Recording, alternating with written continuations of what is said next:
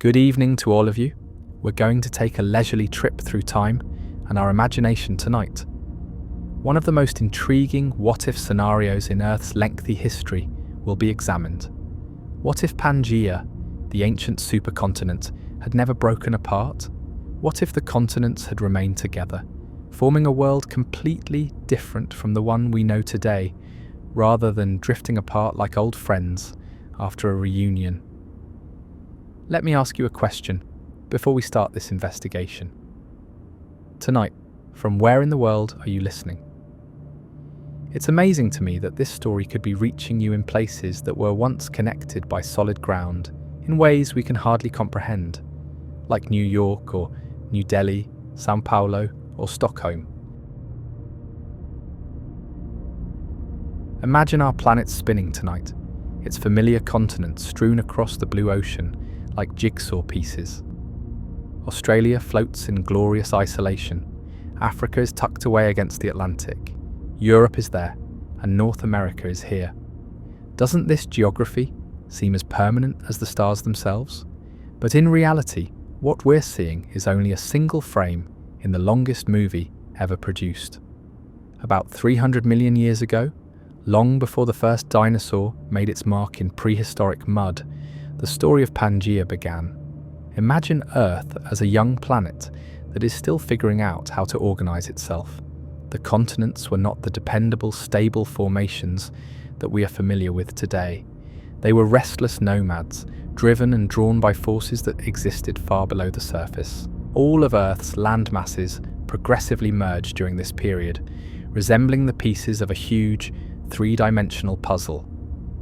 They created what geologists would later refer to as Pangea, which is derived from Greek words meaning all Earth.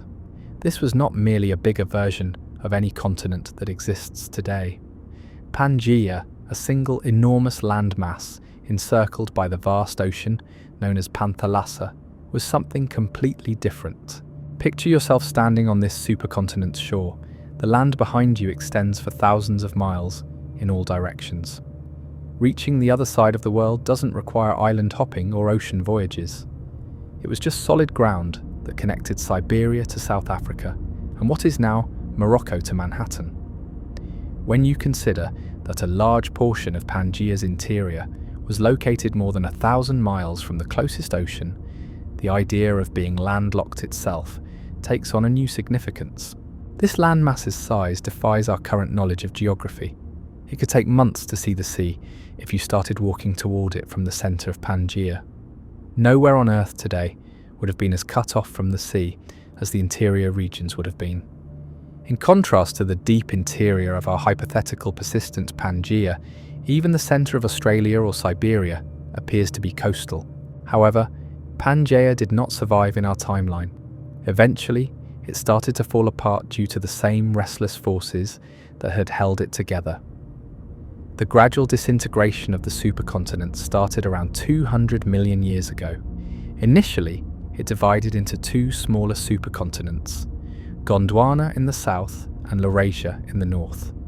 Then these also started to break apart, sending the fragments to their present locations around the world in slow rotation.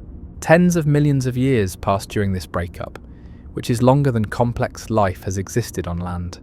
Species changed and vanished, mountains rose and fell, and the continents persisted in their patient dance.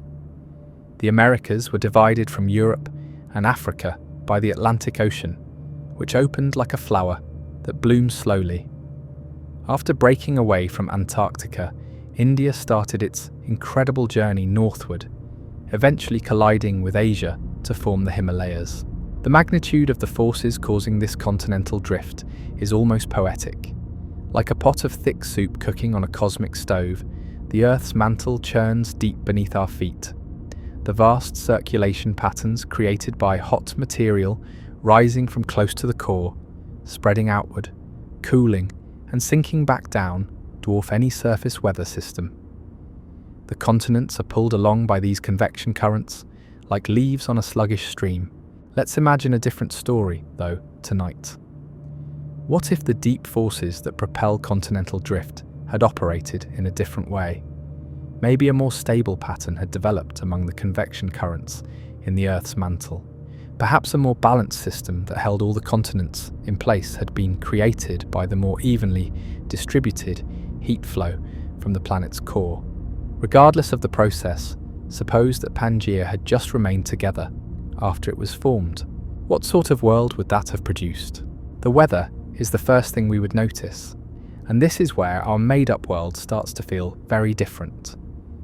The arrangement of continents and oceans has a significant impact on our current climate. London is warmer than cities much further south due to the Gulf Stream, which transports warm water from the Caribbean to Western Europe. England might have a more Labrador climate if this current didn't exist. The unique configuration of land and sea, the way the Himalayas direct air currents, and the temperature differential between the Asian landmass and the surrounding oceans are all factors that contribute to the monsoons that provide billions of people in Asia with life-giving rain. This would all be different on Pangea. The interior of the supercontinent would have some of the most severe continental climate conditions ever observed on Earth, since there would be no Atlantic Ocean to regulate temperatures or Pacific currents to disperse heat globally. The extremes of the seasonal temperature fluctuations would be stunning. Death Valley would seem pleasantly cool in comparison to the frequently scorching summers in the center of Pangea. We're talking about temperatures that could reach 140 or even 150 degrees Fahrenheit inland, and they could last for months at a time over large areas. The opposite extreme would arrive during the winter. Temperatures in the interior of Pangea might drop to -80 or -100 degrees Fahrenheit if the surrounding oceans didn't act as a moderating influence. These are protracted cold seasons rather than short-lived cold snaps, which would render the interior areas uninhabitable for months at a time. Since entire ecosystems would have to move thousands of miles between summer and winter ranges, the seasonal migration patterns would be completely different from what we observe today. The most livable places would be along the coast, which is fortunate to have the ocean's moderating effect.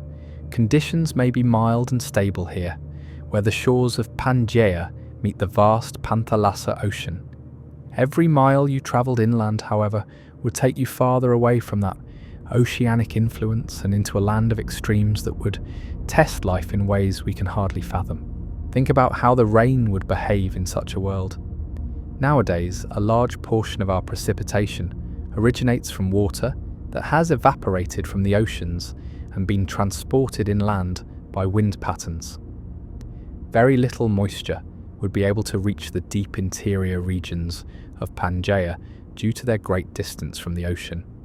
It's possible that the supercontinent's centre is a desert that, in contrast to the Sahara, is a vast expanse of sand and rock that stretches for thousands of miles in all directions. Ironically, though, the weather events would be disastrous if moisture did make it to these interior regions. Consider storm systems that form over the ocean and then move thousands of miles inland without running into any major obstacles.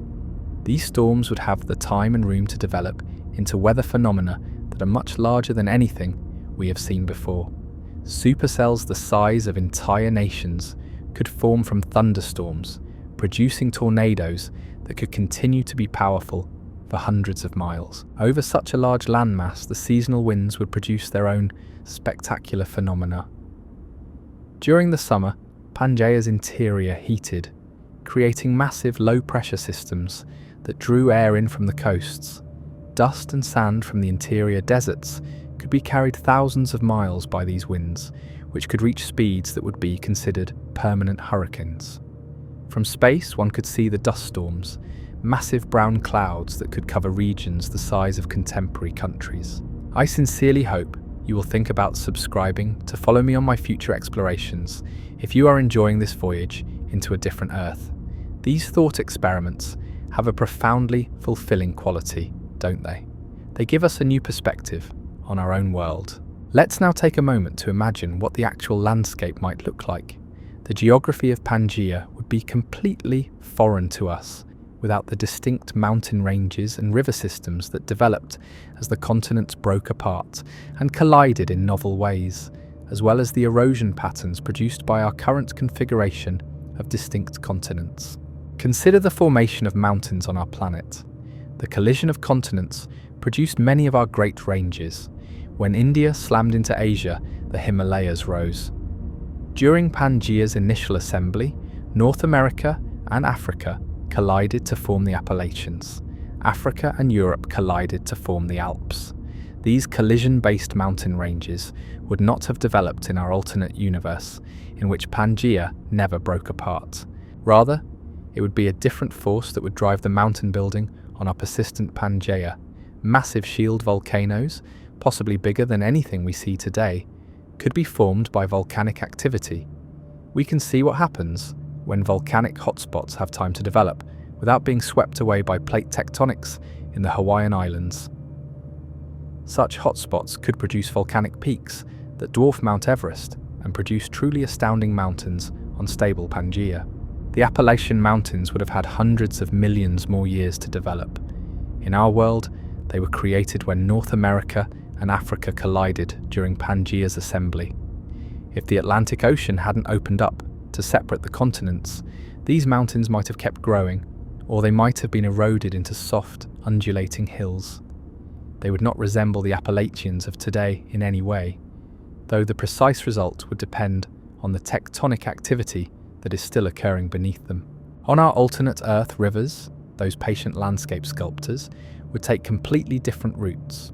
Water from the Andes is now transported across the continent to the sea by the Amazon, that powerful conduit of South America, which flows eastward to the Atlantic.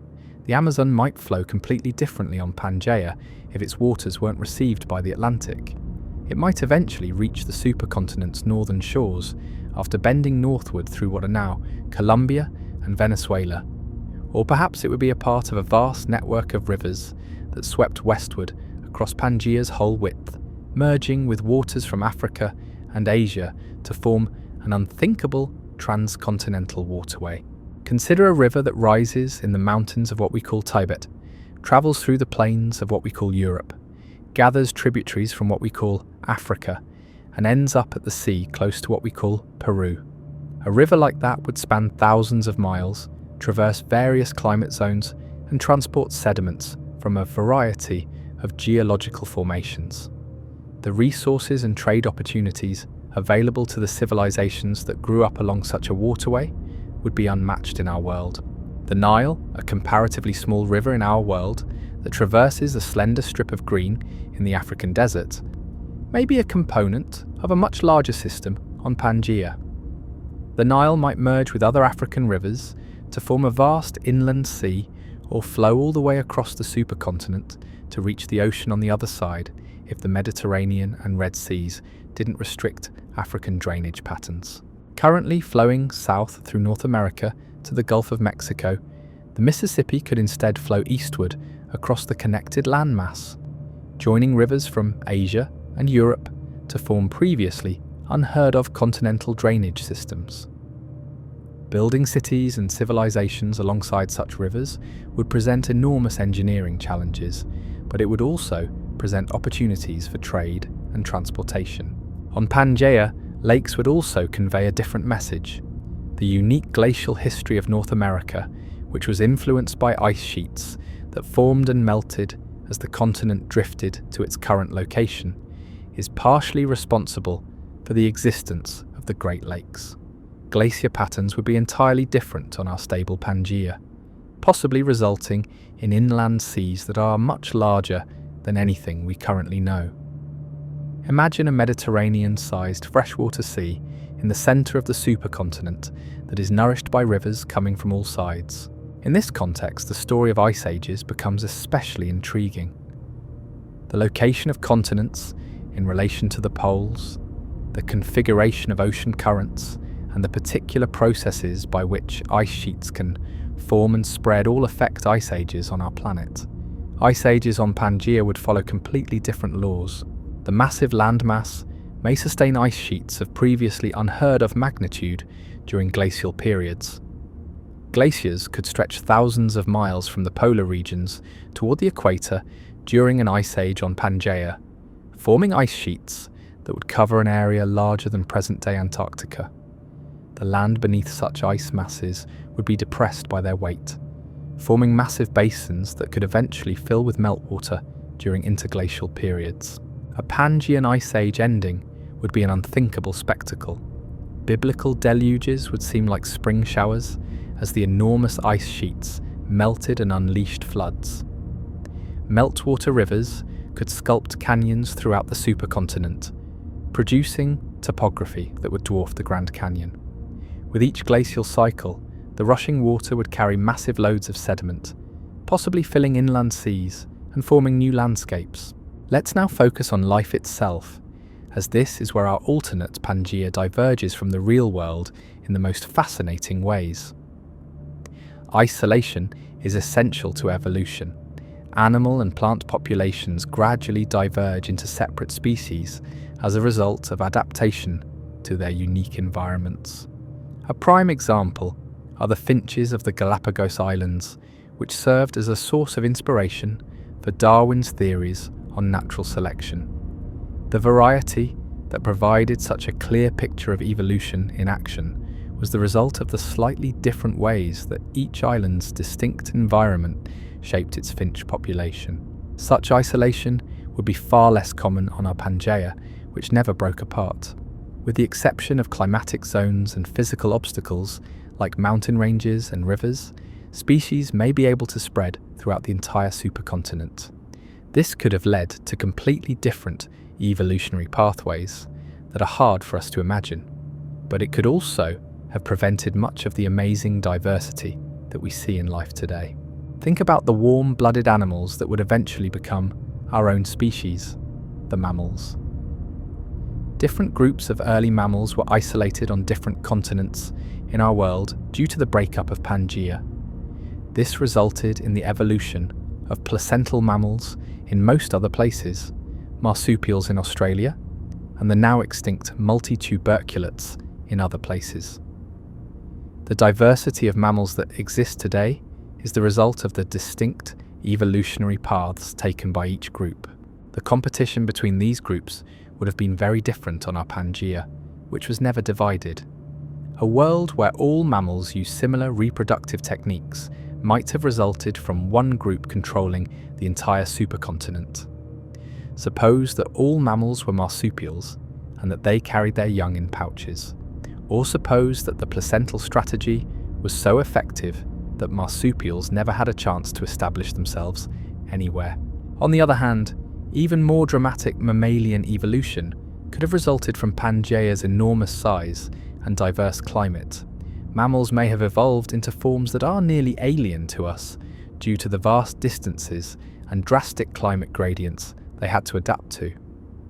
Mammals that have adapted to the intense heat of the interior deserts might be able to withstand temperatures that would kill any mammal in the modern era, or cold-adapted species that could survive the harsh continental interior winters, growing layers of fat and fur that would make Arctic animals appear tropical in comparison.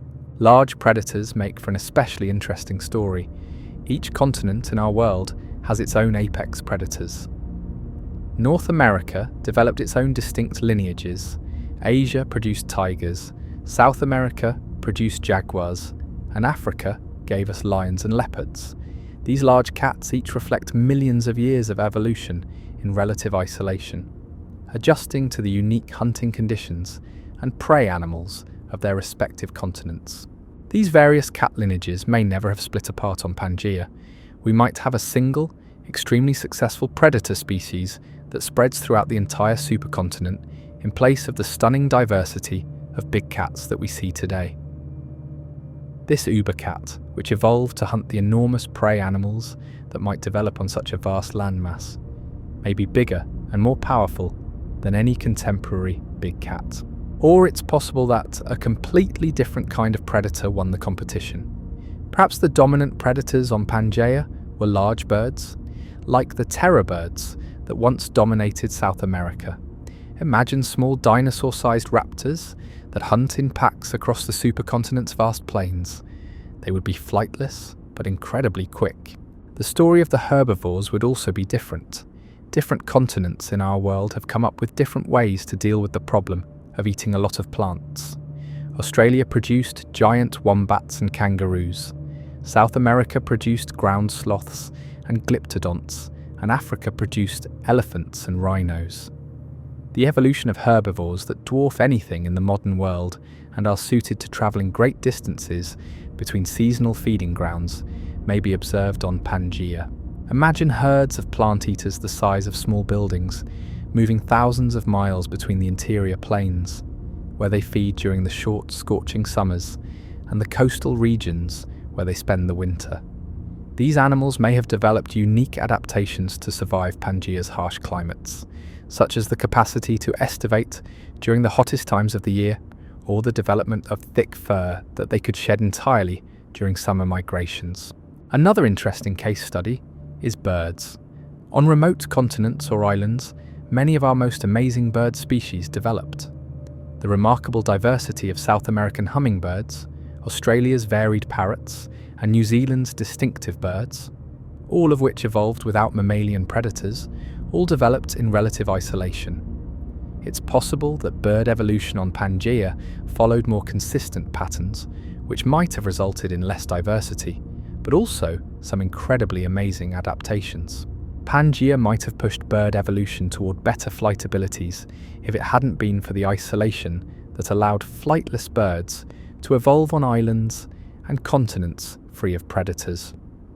We may witness species that have evolved to live permanently in the air, landing only to nest, or birds that are capable of truly epic migrations, traversing the entire supercontinent on a seasonal basis. On the other hand, birds with exceptional temperature tolerance may have evolved as a result of Pangea's harsh climate. Maybe we would see birds that could withstand the harsh winters of the continental interior, or species that could fly over the blazing interior deserts during the hottest part of the day. On Pangea, the evolution of flight itself may have gone in a different direction. There would be intense evolutionary pressure for effective long-distance flight because of the enormous distances to cover. With the help of specialized metabolisms and flight adaptations, birds may have developed flight abilities that far surpass what we see today, possibly enabling them to fly for weeks at a time without landing. What about the evolution of humans? Of all the possibilities, this one presents some of the most fascinating.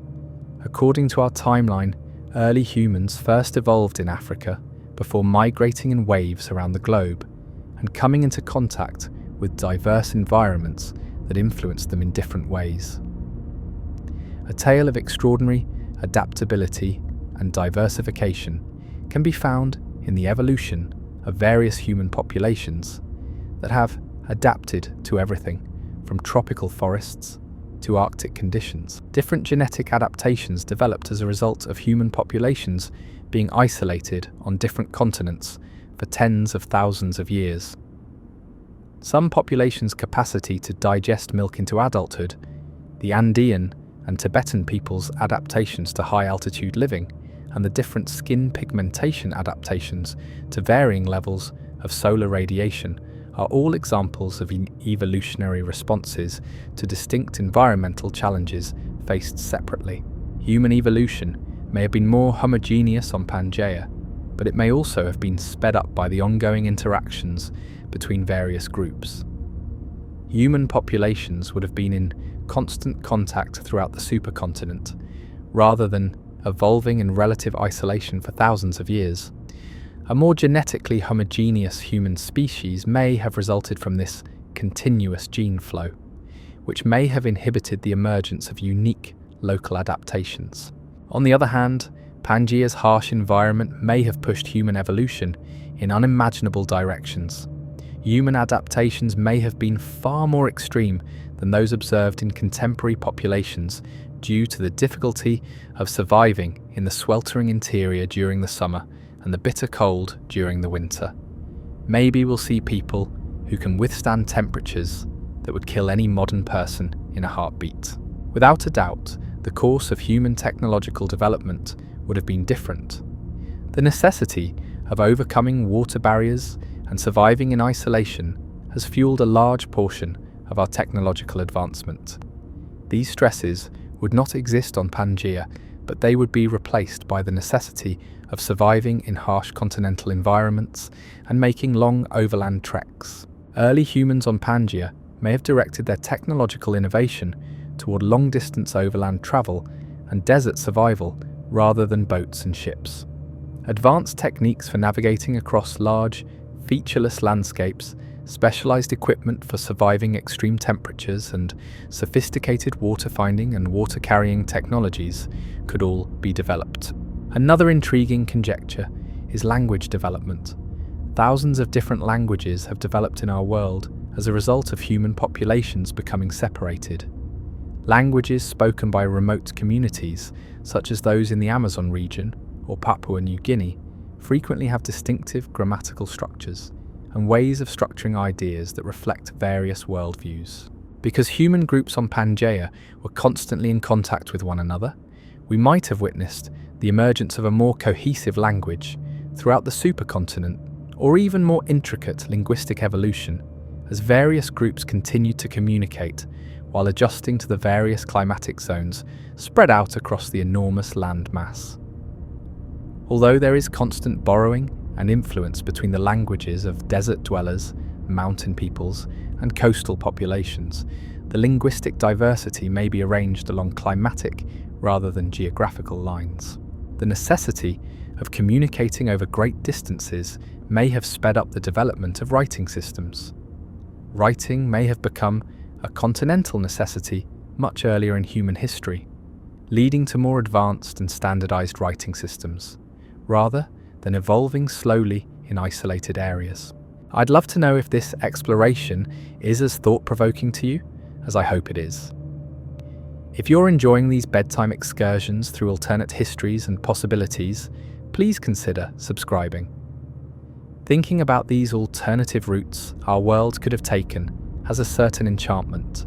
In this scenario, agricultural development assumes new dimensions. The Fertile Crescent, China, Mesoamerica, the Andes, and New Guinea are just a few of the places in our world where agriculture was independently invented multiple times. Different crops and animals were domesticated in each region according to local conditions. Middle Eastern wheat and barley, Asian rice, American corn and beans, and South American potatoes. A wide variety of agricultural systems, each tailored to particular climates and conditions, resulted from this autonomous development. When it eventually happened, crop exchange between regions transformed agriculture and allowed for population growth that would not have been possible otherwise. For example, New World crops like corn and potatoes were brought to Europe and Asia, which helped to fuel enormous population growth. Agricultural innovations would have proliferated across the interconnected landmass on Pangea far more quickly. When wheat was domesticated in one area, it could swiftly spread to other areas thousands of miles away with similar climates. Since advancements in plant and animal breeding would have been dispersed throughout the supercontinent, this could have resulted in a faster rate of agricultural development overall. But it's also possible that this quick spread increased human society's susceptibility to agricultural catastrophes that affect the entire continent. In our world, food can frequently be imported from other regions with different climate patterns when crop failures occur in one area. Climate events could impact much larger areas at the same time on Pangea. Large areas of the supercontinent might experience crop failures due to a volcanic eruption that cooled the climate globally, which could result in famines of a never-before-seen magnitude. It's also possible that the crops that took over were quite different. Pangea may have created a more homogeneous agricultural system based on the plants and animals most adapted to the harsh continental climate, rather than the regional specialization we observe today. The staple crops may be plants that can withstand both hot summers and harsh winters, creating agricultural systems that are very different from what we have today. It's also possible that the relationship between domestic and wild plants will develop differently. Domesticated crops are frequently separated from their wild relatives on our fragmented planet, resulting in genetic bottlenecks that occasionally expose our food crops to pests and diseases. Domesticated plants may sustain continuous gene flow with wild populations on Pangea, where landmass connections are continuous, potentially resulting in more resilient agricultural systems. The patterns of animal domestication would be completely different. On Pangea, the well-known Jared Diamond explanation of why some animals are domesticable while others are not may require a thorough revision. Given that all wild animals could be found anywhere on Earth, humans may have had access to a far greater variety of potential domesticated animals, or may have domesticated well-known animals at an earlier stage of their evolution. What if early Eurasian farmers had had access to American llamas and alpacas, which would have served as pack animals and sources of fibre in areas where sheep and cattle were scarce? Imagine that thousands of years before our time, early Chinese civilizations had access to African elephants, which could have revolutionized construction and agriculture. Think about the effects of having kangaroos and other Australian animals available for domestication throughout the supercontinent. The evolution of Native American civilizations was significantly impacted by the Americas' lack of horses in our timeline. Since horses would have been available everywhere on Pangea, cavalry and mounted warfare might have developed more uniformly throughout all human societies. In our timeline, this could have avoided the striking military advantages that gave some civilizations the ability to subjugate others. It would radically alter the history of human migration and settlement patterns. Human expansion on Pangea would have been a slow overland process rather than the great oceanic voyages that brought people to the Americas, the Pacific Islands, and Australia. It's possible that Polynesian peoples would never have developed the excellent navigational abilities that enabled them to traverse large oceanic regions using only conventional wayfinding methods. Humans may have evolved navigational skills to traverse huge deserts and mountain ranges rather than the open ocean, becoming experts at surviving in the supercontinent's harsh interior climates. This alternative expansion pattern would have significant psychological and cultural effects. It took a great deal of bravery and ingenuity for people to cross the oceans and reach new continents in our world. Many cultures developed myths based on these expeditions, telling tales of courageous forebears who sailed into the unknown to discover new territories. The foundational stories on Pangea might tell of ancestors who crossed the bitter mountain passes or stepped into the blazing interior, but the essence of these tales would be very different. The patterns of cities and trade routes would be completely different. Many of the world's greatest cities have grown up around natural harbours or where sea routes converged with land routes. The historical significance of Venice, Constantinople, London, and New York can be partially attributed to their advantageous locations in relation to water transportation. The most significant cities on Pangea may have been those situated at the intersections of various climate zones or along the major rivers that cut through the interior. Consider the capital of a massive Pangean empire. It may be situated at the centre of the supercontinent, equally spaced from every region, as opposed to on a coast like so many of the great cities of our world. With temperature fluctuations that would test any urban planning, such a city would have to contend with the formidable challenge of an extreme continental climate. The city may be a nomadic capital that alternated seasonally between various climate zones, or it may have to be mostly underground during the harsh seasons. Such cities would require extraordinary engineering. Structures would have to endure temperature fluctuations that are greater than anything we have ever encountered. It's possible that the architecture will evolve in entirely different directions, focusing more on underground construction and thermal mass than on the aesthetic factors that have influenced architecture in our more temperate climates. A major problem for any inland city on Pangea would be the supply of water. Interior Pangean cities may need to create complex systems for gathering and preserving water, in contrast to coastal cities that can rely on desalination or adjacent rivers supplied by ocean evaporation. Perhaps massive cistern systems, hundreds of miles of subterranean aqueducts, or groundbreaking water recycling technologies that surpass current standards would be developed. Since trade routes would have to be overland, transportation technologies that could withstand harsh conditions would have to be developed.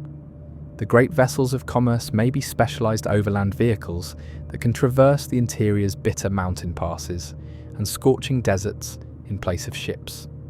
These could be massive wheeled vehicles pulled by groups of animals with special adaptations, or they could be the earliest examples of steam-powered or even solar-powered transportation for traversing the sun-drenched interior regions.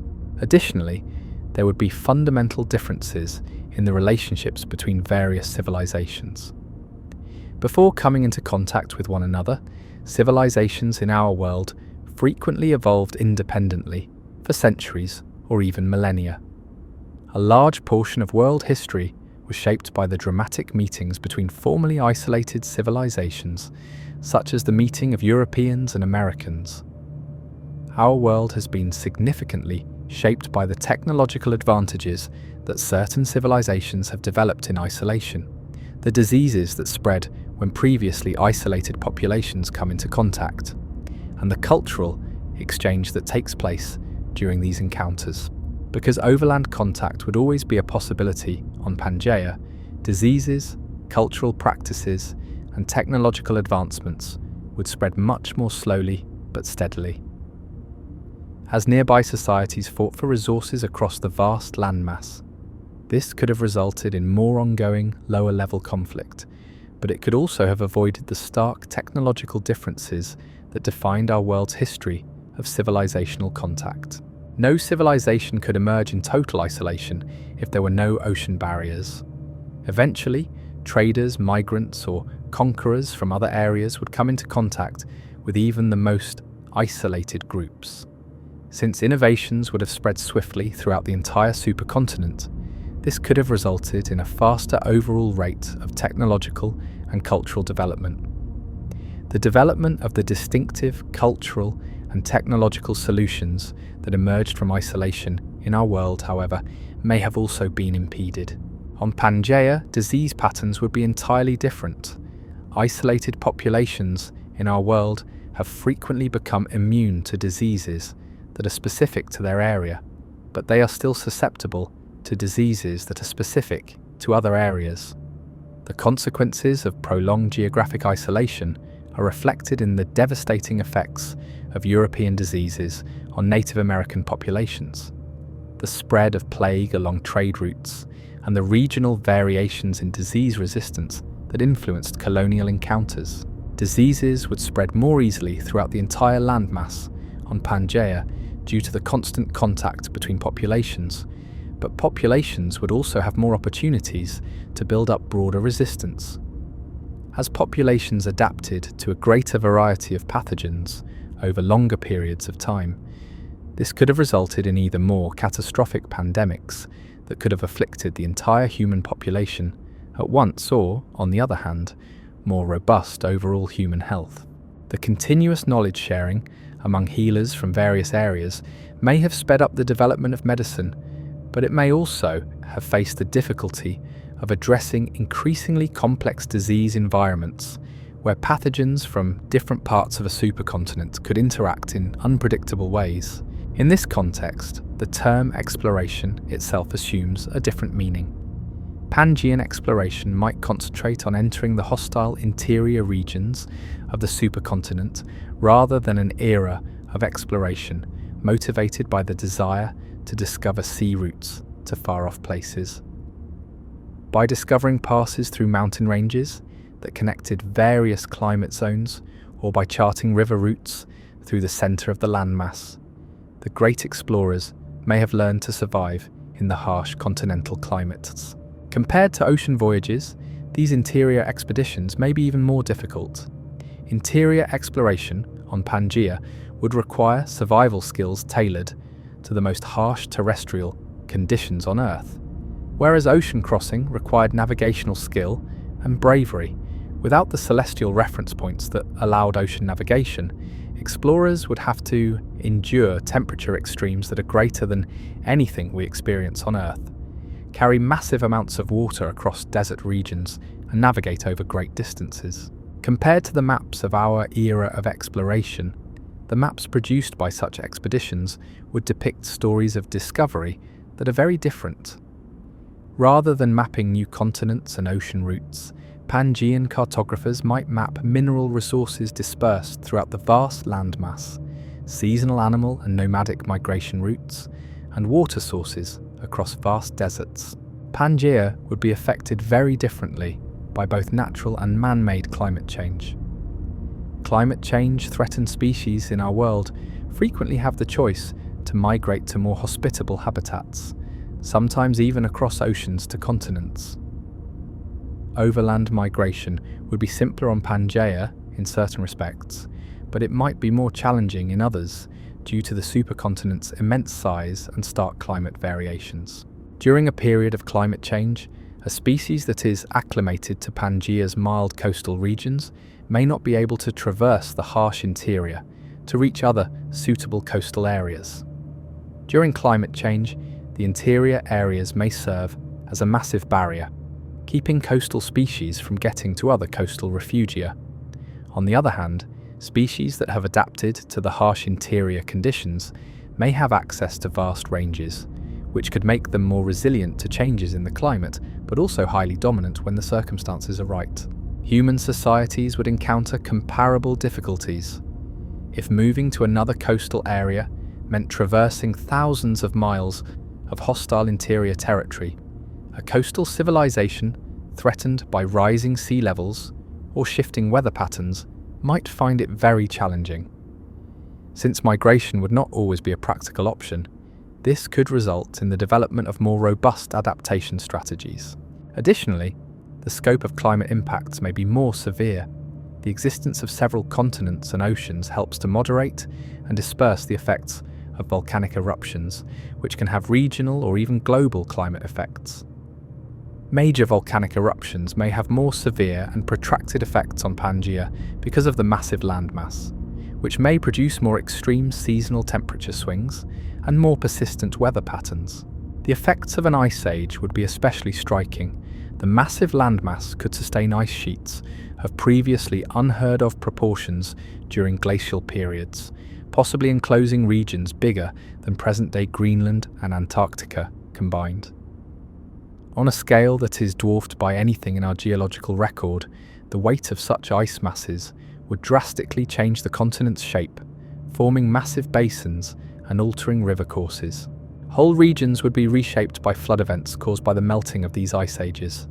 The volume of water trapped in such enormous ice sheets would be enormous, and its release would result in flooding and changes in sea level that would dwarf current climate change concerns.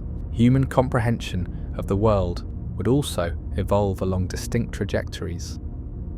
Observations of ships vanishing over the horizon and the various stars visible from various latitudes contributed to our timeline's conclusion that the Earth was round.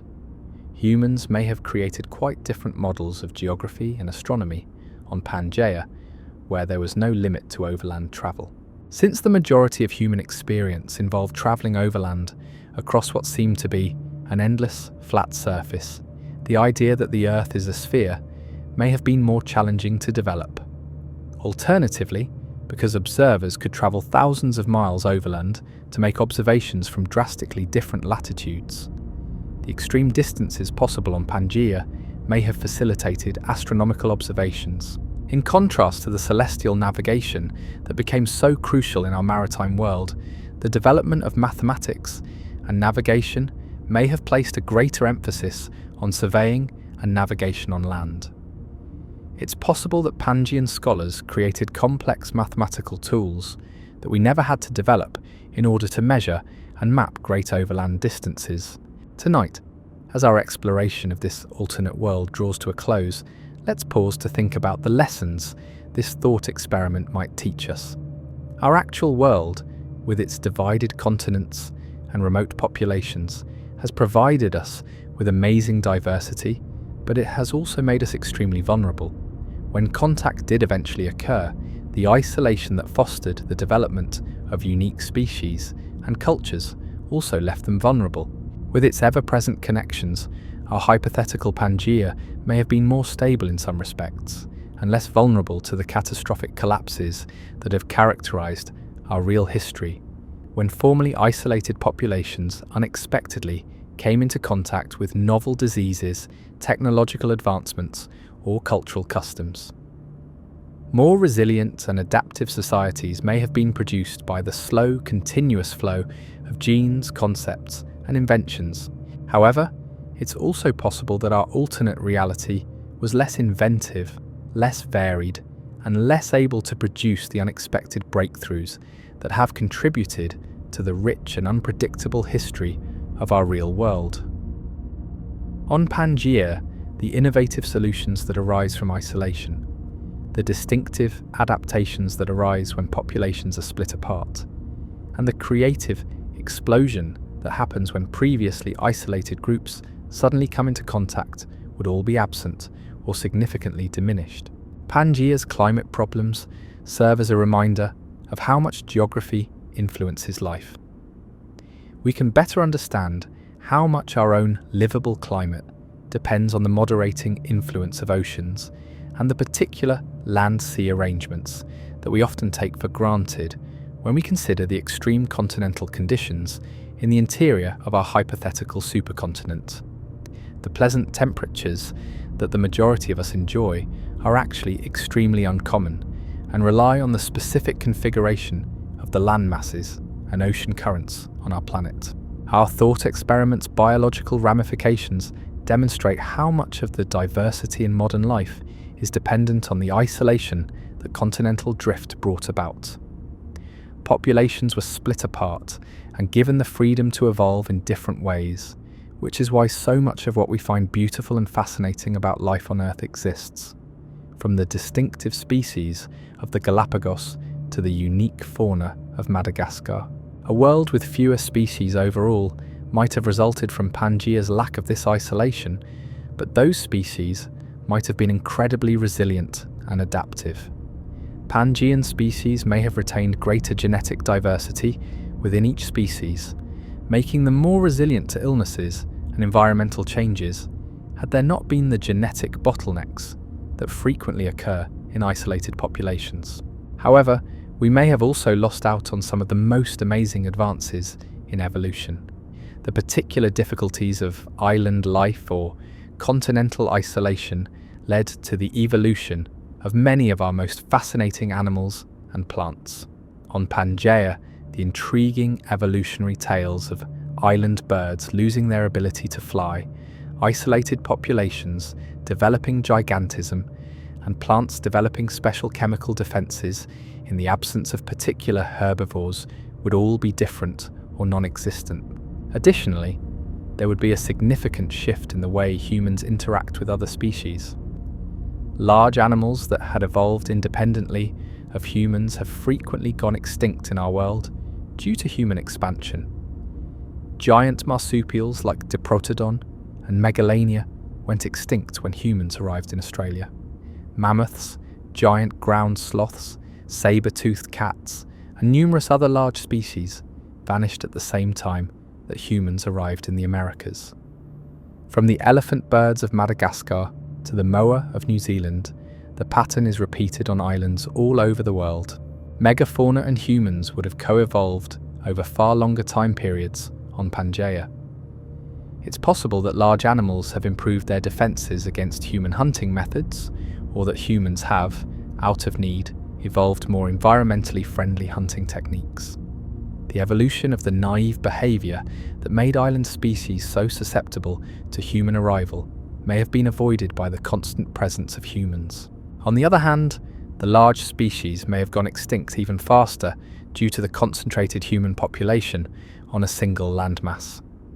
As human populations grew and hunting skills advanced, megafauna might not have had anywhere to go if continents hadn't been divided. Smaller species that could have coexisted more easily with humans might have taken over, leaving a world with relatively few large animals. It's also possible that the evolution of domestication followed distinct trends. humans may have had a far greater selection of potential domesticated animals if all wild animals were accessible from anywhere on the planet. However, they may have also had to contend with fiercer competition from predators and wild relatives. It's possible that Pangea lacked the remote valleys and islands that offered early domesticated animals safe havens, which would have complicated the domestication process. Philosophical and religious development may also follow distinct trends. Before spreading to other areas, many of the great religious traditions of the world developed in relative isolation. Before spreading across continents and oceans, Buddhism in India, Christianity in the Eastern Mediterranean, and Islam in the Arabian Peninsula were all localized belief systems. From their inception, religious concepts would be constantly interacting and competing on Pangea.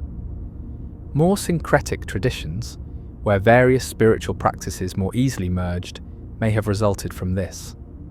Conversely, as various belief systems came into closer contact with one another more regularly, it could have resulted in more severe religious disputes. The evolution of pilgrimage routes and holy sites would be entirely different. It is possible that Pangean religions evolved around sacred sites that were reachable by believers from all over the supercontinent, rather than isolated holy sites shielded by geography and distance. Large religious hubs and pilgrimage cities that dwarfed anything in our world might have grown as a result, catering to people from all over the huge landmass. When all land is connected, the idea of the sacred homeland or holy land may be completely different. Pangean religions may have evolved more intricate spatial theologies, perhaps perceiving the divine as manifesting in various ways throughout the entire supercontinent, rather than discrete sacred geographies divided by oceans. The ongoing cultural exchange that defines our fictional world would be reflected in art and cultural advancement. In our era, isolated communities frequently created distinctive traditions in literature, music, art and architecture. The intricate polyphonic singing of Georgia, the gamelan orchestras of Indonesia, and the unique architectural styles that emerged in various regions were all products of cultural isolation that permitted local customs to flourish independently of outside influences. Cultural exchange would occur much more frequently on Pangea, which could result in a more uniform, global culture or even more complex fusion traditions as various cultural streams continuously came into contact with and impacted one another. This ongoing cultural conversation may be reflected in the great works of art, which take on forms we can hardly fathom. Traditions and musical instruments may evolve in entirely different directions. Pangean music may reflect the blending of influences from all over the landmass, as opposed to the regional specialization we observe today, where various continents developed unique approaches to making music. In ways that never happened in our divided world, we might witness the emergence of musical traditions that combined aspects of what we would identify as African rhythms, Asian scales, European harmonies, and American instrumentation. Pangea's harsh climate would present special challenges for architecture, resulting in building customs that are unmatched in our world. Buildings would have to endure temperature fluctuations that are beyond the capabilities of contemporary architects. This could have resulted in the creation of innovative construction methods, such as mobile architecture that could be moved according to the seasons, or underground cities that could offer shelter during the harsh seasons. We may be entirely unfamiliar with the aesthetic sensibilities that evolved in such an environment. Extreme landscapes and climates may inspire beauty standards that result in art that is either magnificent or unsettling to us, but it is unquestionably different from anything we have seen in the past. Pangea's distinct geography and history would be reflected in literature and storytelling. Pangean literature might tell tales of epic journeys across the vast interior, tales of survival in harsh climates, or tales of the seasonal migrations that might define life on such a continent, rather than odysseys that traverse oceans and visit foreign lands. If all people lived on the same landmass, the idea of the exotic or foreign would be completely different. Pangean literature might concentrate on the mysteries of the deep interior, the myths of what lies at the centre of the vast continent, or the extreme seasonal changes that would dominate life, rather than tales of enigmatic lands across the ocean. On Pangea, the patterns of economic development would be completely different. Because of their isolation, various parts of our world have developed specializations in particular resources. Because they were concentrated in distinct, geographically controlled areas, the Middle East's oil, South America's copper and lithium, Africa's diamonds and gold, and Australia's iron ore all gained international prominence. Although resources would be dispersed over a single landmass on Pangea, all populations would have easier access to them. This could have stopped the rise of the resource-based empires that have defined a large portion of the history of our planet. By controlling island territories or sea routes, no one group could control access to a resource. But the absence of ocean barriers may have increased the frequency and severity of resource-related conflicts. Geographical barriers frequently prevented conflicts from spreading throughout our world and gave defeated populations a place to hide. Conflicts could spread over greater areas and involve more people on Pangea, possibly resulting in warfare of a magnitude never seen in our history. The lack of ocean barriers may have sped up the growth of trade, but the harsh conditions in the interior may have also had an impact. Long-distance trade routes would have to traverse some of the most inhospitable terrain on the planet, necessitating organizational and technological advancements that we never had to create. Imagine trade expeditions transporting goods between coastal civilizations that are separated by the supercontinent's width, traversing thousands of miles of blazing desert. These trips, which call for extensive preparation and a lot of resources, could take months or even years. The goods would have to be extremely valuable in order to justify such costly and risky transportation, which might result in different patterns of luxury trade than those that exist today. Currency and financial system development may also differ. In our world, some cities and countries were able to control trade and establish highly developed financial systems by controlling sea routes.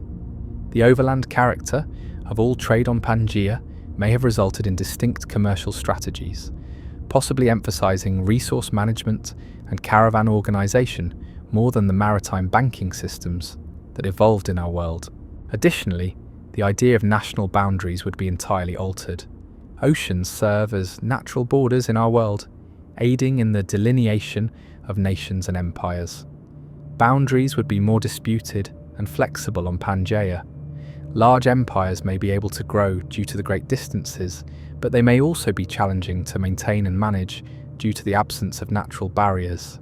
The development of transportation technology would have been entirely different.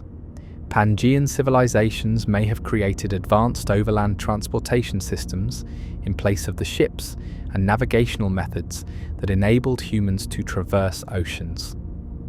We may witness the development of vehicles that are suited to harsh climates, possibly including the early adoption of mechanized transportation to displace animal-drawn vehicles in the most inhospitable settings.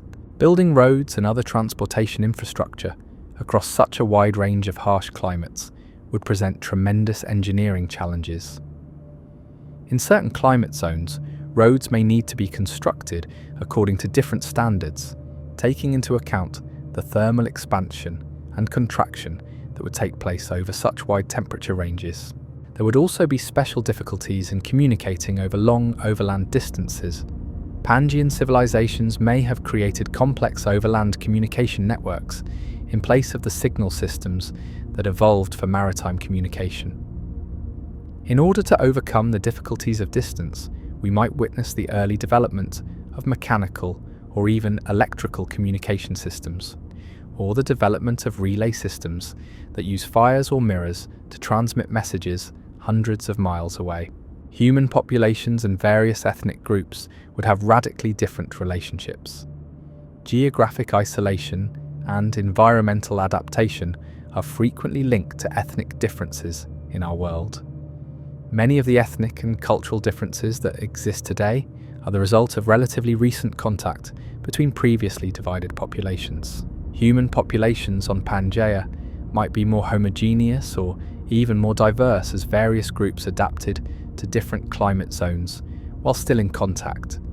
Given the continuous contact between populations over much longer time periods, we may observe populations that are specialized for life in the coastal regions, the extreme interior, the mountain zones, or the transitional areas between different climates, rather than ethnic groups based on continental origin.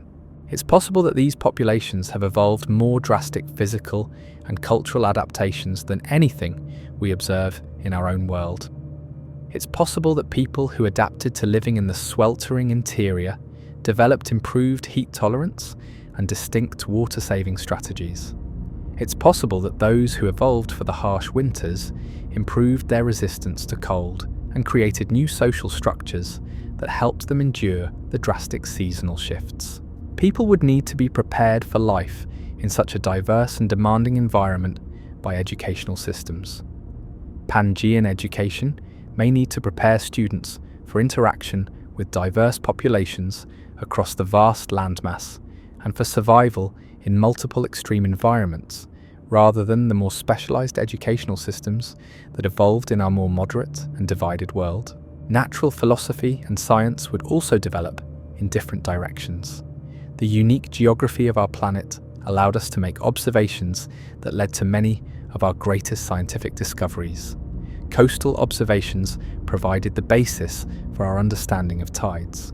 Studying the patterns of erosion and mountain formation led to the identification of geological processes. The study of continental differences and island species contributed to the advancement of biology. Scientists would have access to different phenomena and pose different queries on Pangea. Thermodynamics and atmospheric science may have developed earlier as a result of the harsh climate. It's possible that the great distances hastened the advancement of astronomy and optics. The social sciences and anthropology may have developed earlier as a result of the ongoing interactions between populations. The technology transfer narrative would be entirely different.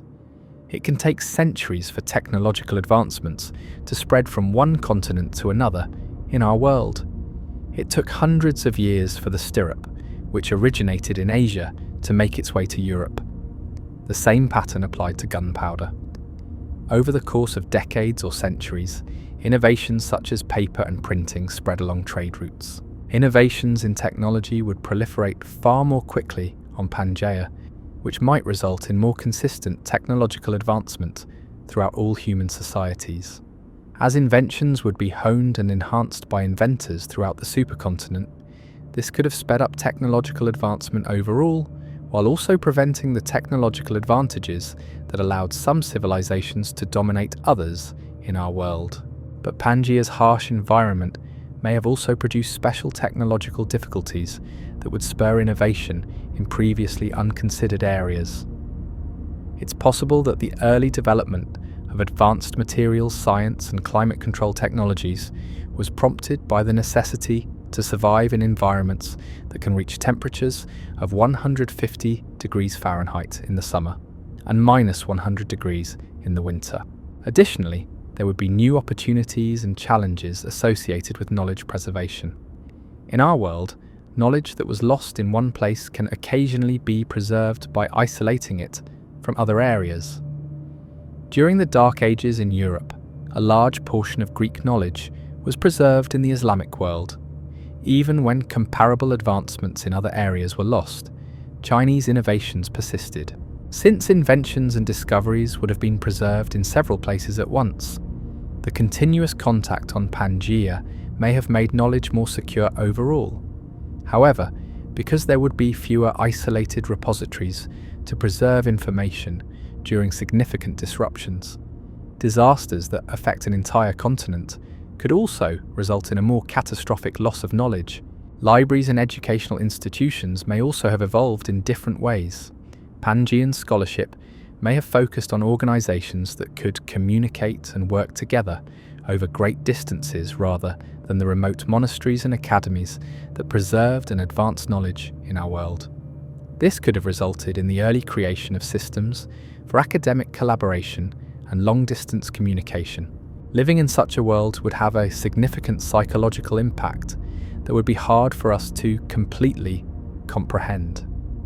Living on a world of divided continents, encircled by oceans, shapes our sense of geography, our comprehension of distance and separation, and our conceptions of home and foreign lands. The way that people on Pangea relate to distance and space would be entirely different. There would be a completely different sense of possibility and connection if you knew that you could theoretically walk to any other location in the inhabited world. The world may feel more interconnected and more overwhelming in its vastness when there are no absolute barriers like oceans. Seasonal variations would produce life rhythms that are unlike anything we have ever experienced.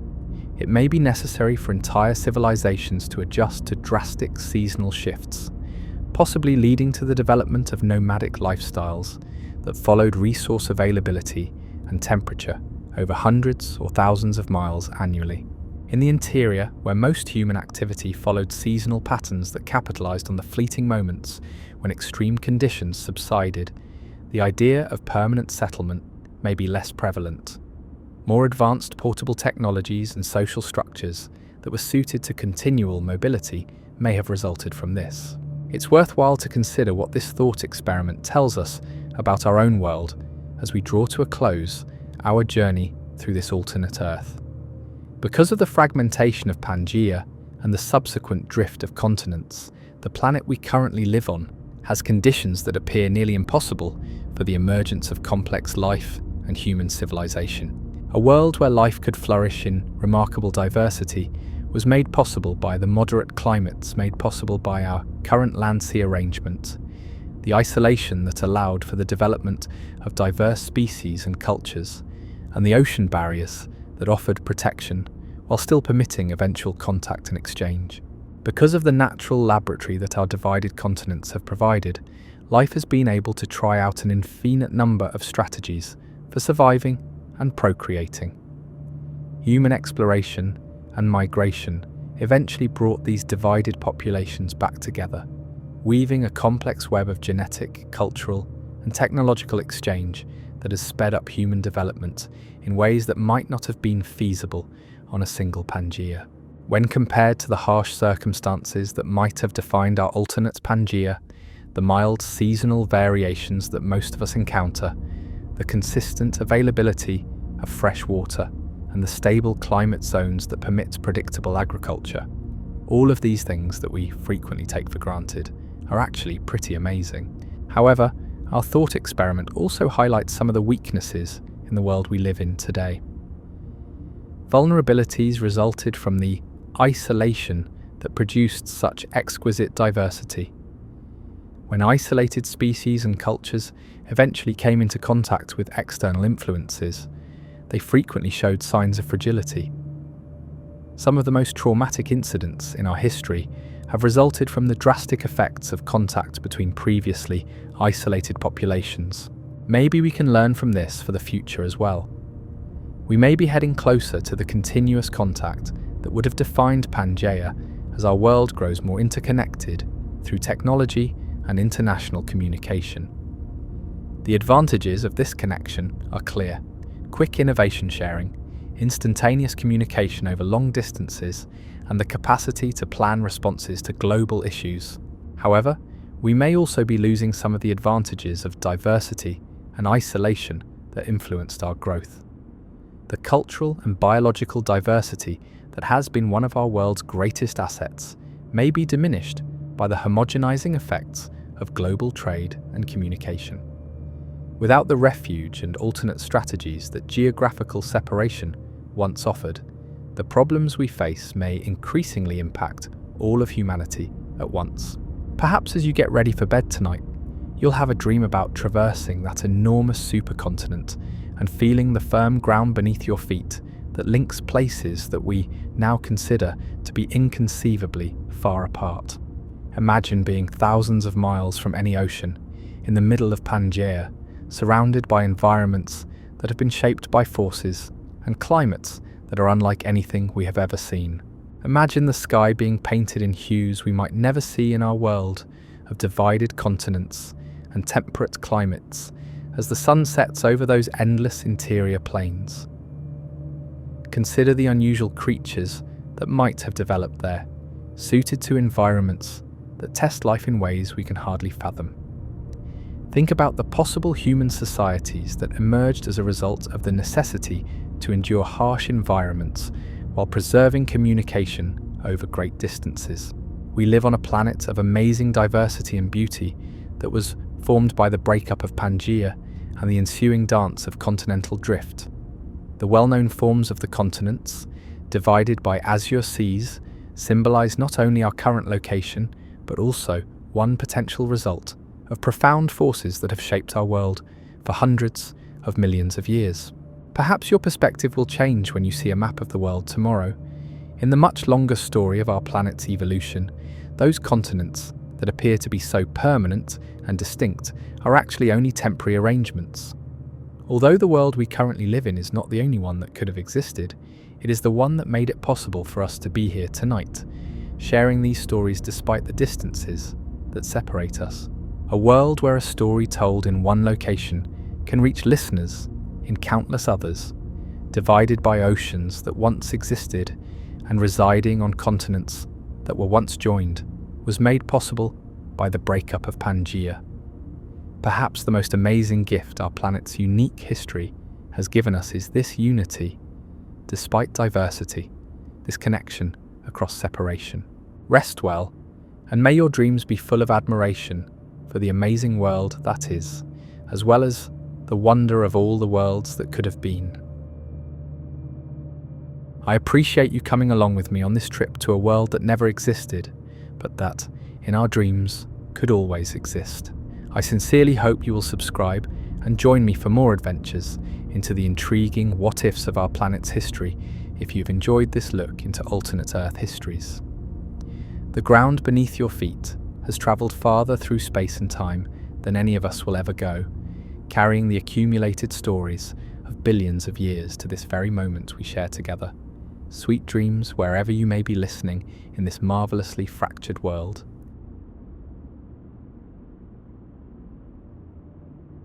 Naturally, we're discussing volcanoes, not in the dramatic disaster movie sense though. Rather, we'll learn how these geological wonders are the silent creators of life itself, toiling diligently in the background to establish the very circumstances that enable our existence. The question for tonight is straightforward, yet profound. What if volcanoes continue to shape our planet? They haven't stopped, which is the lovely truth. They won't. Take a moment to close your eyes and visualize our planet from 4.5 billion years ago. There are no oceans full of life, no continents as we know them, and no atmosphere that is fit for human habitation. In its place is a molten ball of metal and rock that is slowly cooling in the frigid vacuum of space. The mountain peaks we imagine today were not the first volcanoes. They were huge open wounds in the surface of the Earth that let out the gases and heat from the planet's interior.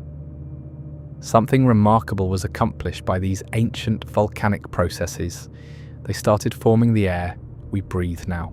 Water vapor from volcanic vents is present in every breath you take, the carbon dioxide that photosynthesis in plants converts to oxygen. Those early eruptions were the source of much of it. In addition to sculpting the landscape, volcanoes created the air that is in your lungs as you read these words. By our standards, the early Earth was a violent place, but life was made possible by this very violence. If it were possible, picture yourself standing on that ancient world. You would see a landscape that is continually changing due to volcanic activity. Ash clouds rising into the thin atmosphere, lava flows reaching the horizon, and the unceasing rumble of a planet discovering its geological rhythm. Volcanic outgassing during this time, referred to as the Hadean Eon, started to fill the first ocean basins with water vapor that condensed as the planet cooled and gradually thickened the atmosphere. By human standards, this process took hundreds of millions of years. On a cosmic scale, however, it was extremely effective. In essence, our planet was teaching itself how to support human life.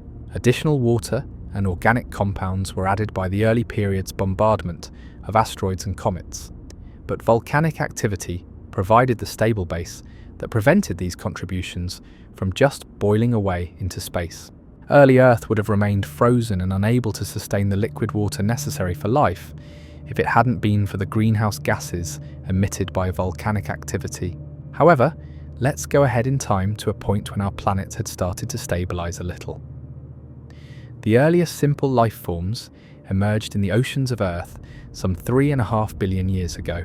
These were small, single-celled organisms rather than the sophisticated beings we see today. And here's something amazing to think about. They probably wouldn't have been possible without volcanic activity. You see, early life required energy sources, minerals, and nutrients that were mostly hidden in solid rock. By grinding up the Earth's interior and supplying vital elements like sulfur, iron, phosphorus, and potassium straight to the emerging biosphere, volcanoes served as nature's pharmacists. Some of the earliest communities of life were formed by hydrothermal vents, which are underwater volcanic vents.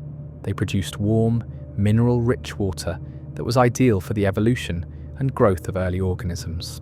Volcanic gifts were not passively absorbed by these early life forms. They took an active role in changing their surroundings.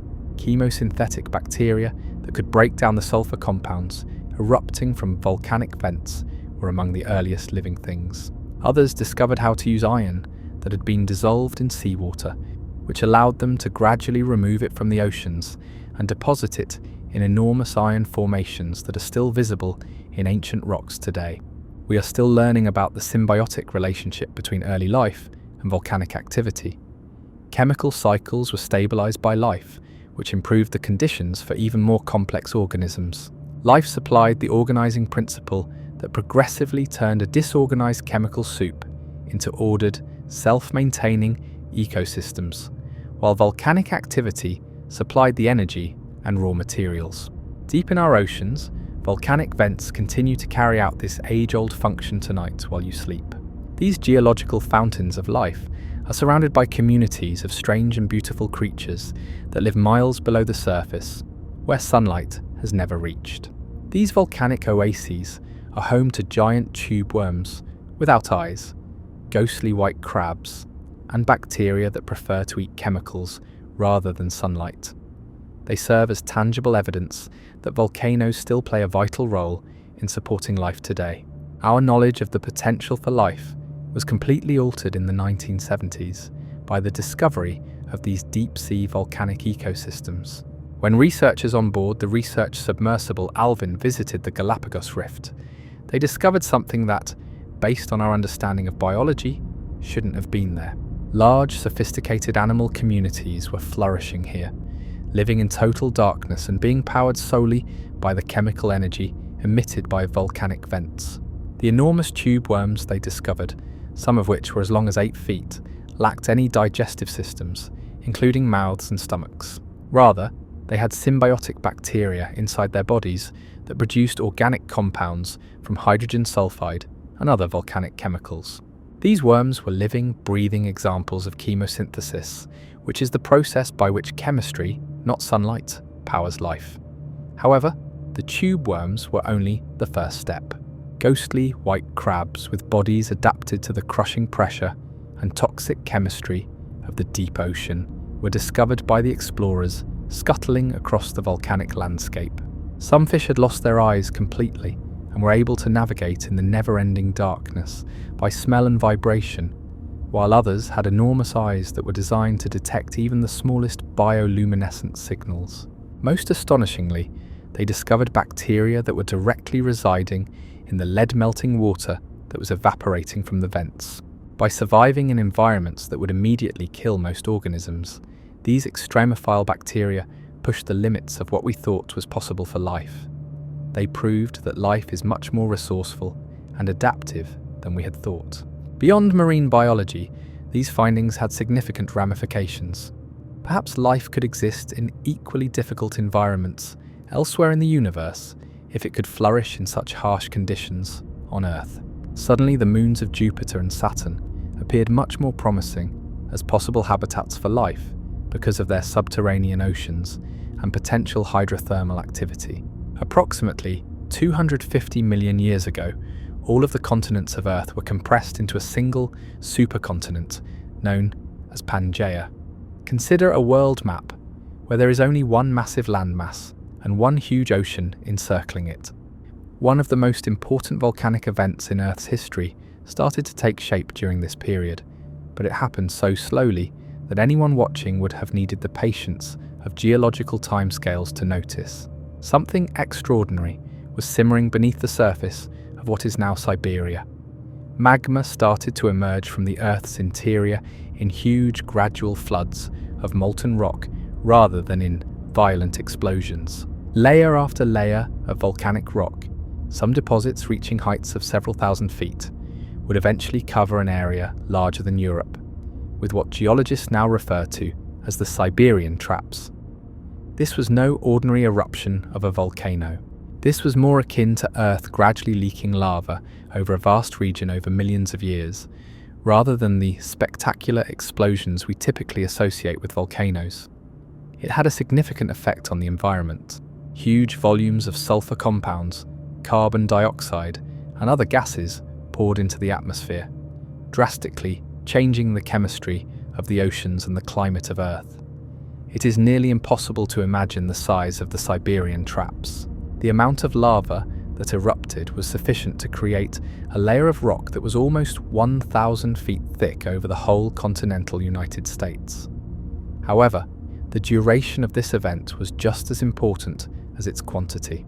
An estimated 40 trillion tons of carbon dioxide were released into the atmosphere during the nearly 2 million year long eruptions.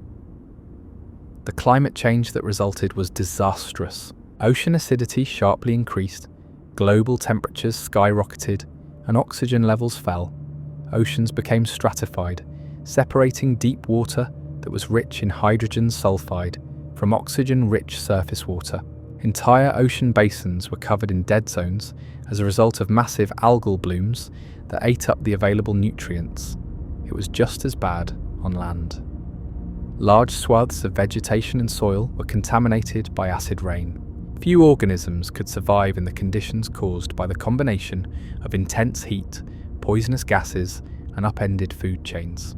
Even insects, which are typically among the most resilient of creatures, experienced massive extinctions, forests perished, and lake ecosystems collapsed.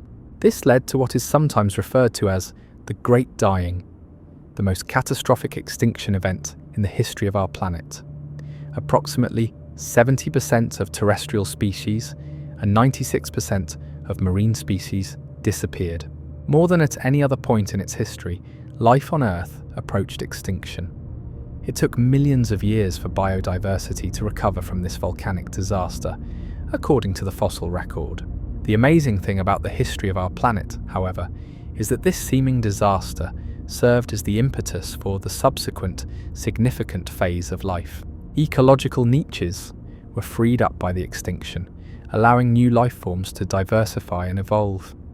The seemingly destructive volcanic activity also created new habitats and improved soils. Dinosaurs started their incredible journey to become the dominant land animals for the next 165 million years following the Siberian Traps. Life's remarkable inventiveness and tenacity are demonstrated by the recovery from the Great Dying. There was little competition and plenty of opportunities for the few species that survived the extinction. Small, flexible animals quickly diversified into new ecological roles after inheriting the planet. The progenitors of mammals, dinosaurs, and numerous other groups that would rule future ecosystems were among the survivors. In the post-extinction world, the archosaurs, a group that included crocodiles and early dinosaurs, were especially prosperous.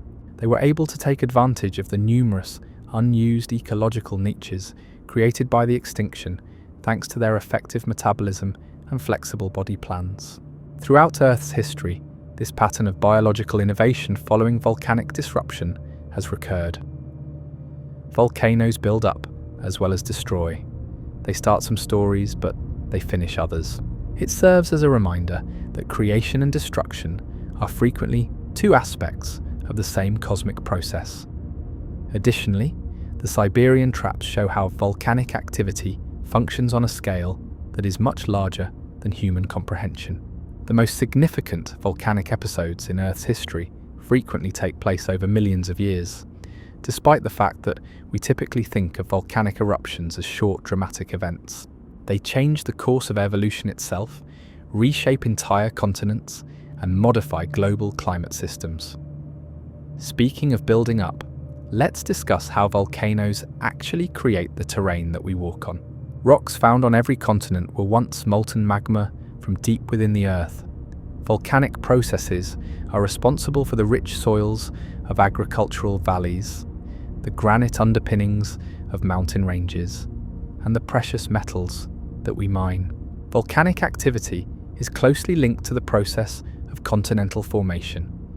At convergent plate boundaries, where oceanic plates slide beneath continental plates and melt, magma is created that rises to form volcanic mountain chains.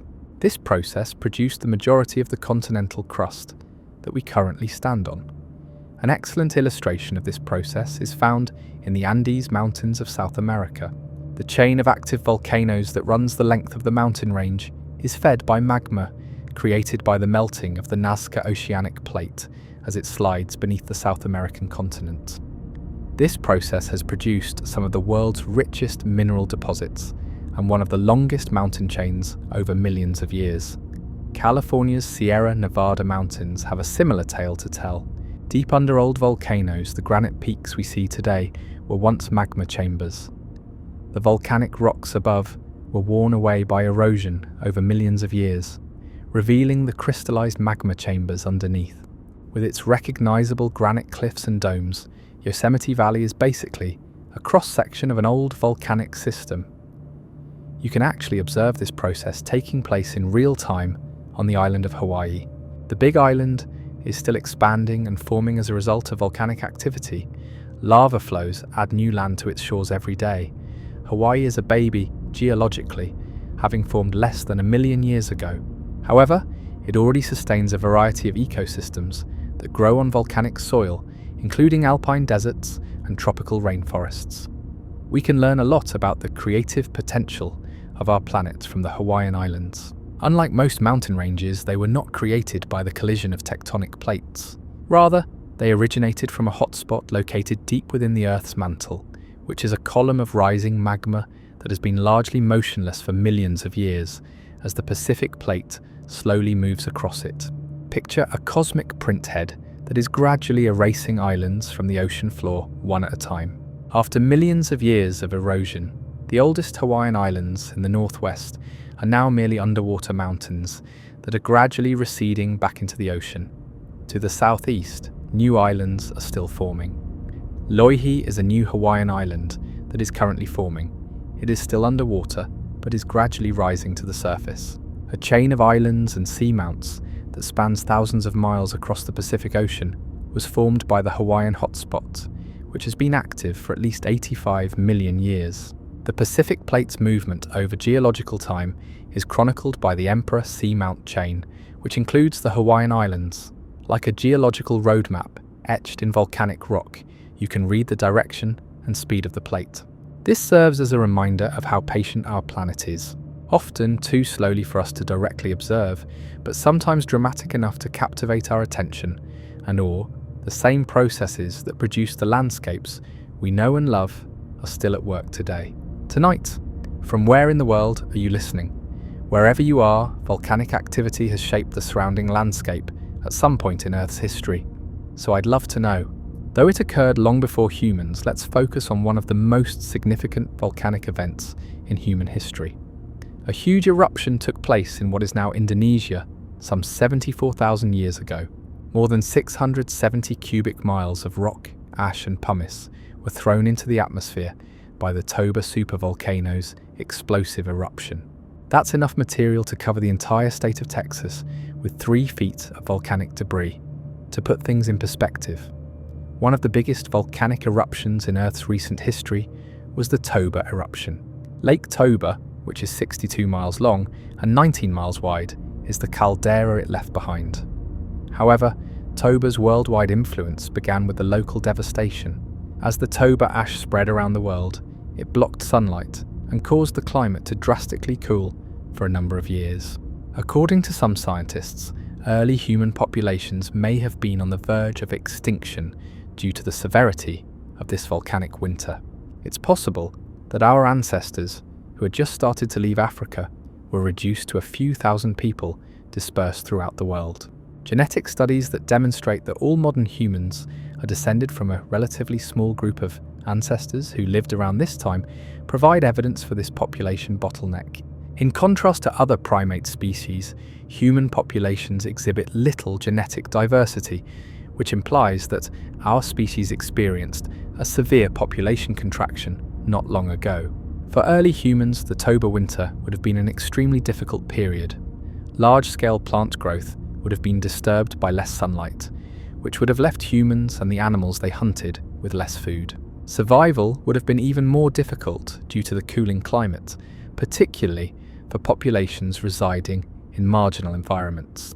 Once more, what appeared to be a near catastrophe was incorporated into the narrative of human adaptability and resilience. The genetic diversity that would eventually cover the entire planet was inherited by those who survived the Toba eruption.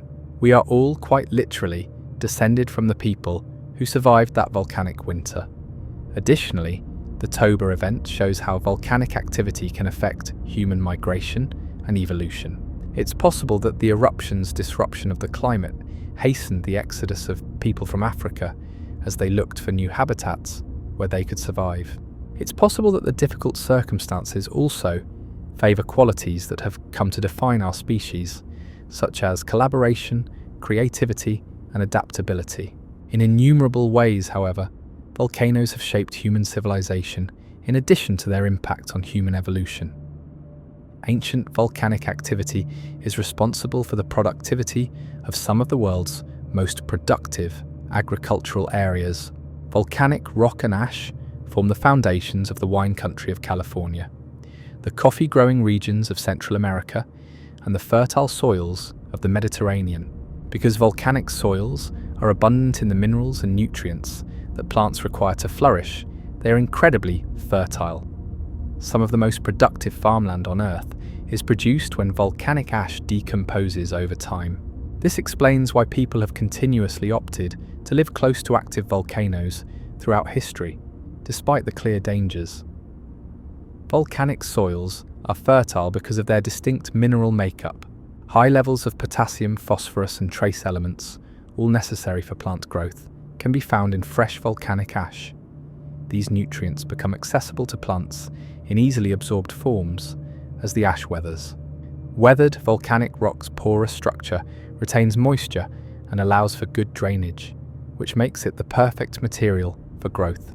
Due in large part to the extraordinary fertility of its volcanic soils, Indonesia, one of the most volcanically active regions in the world, is home to over 270 million people.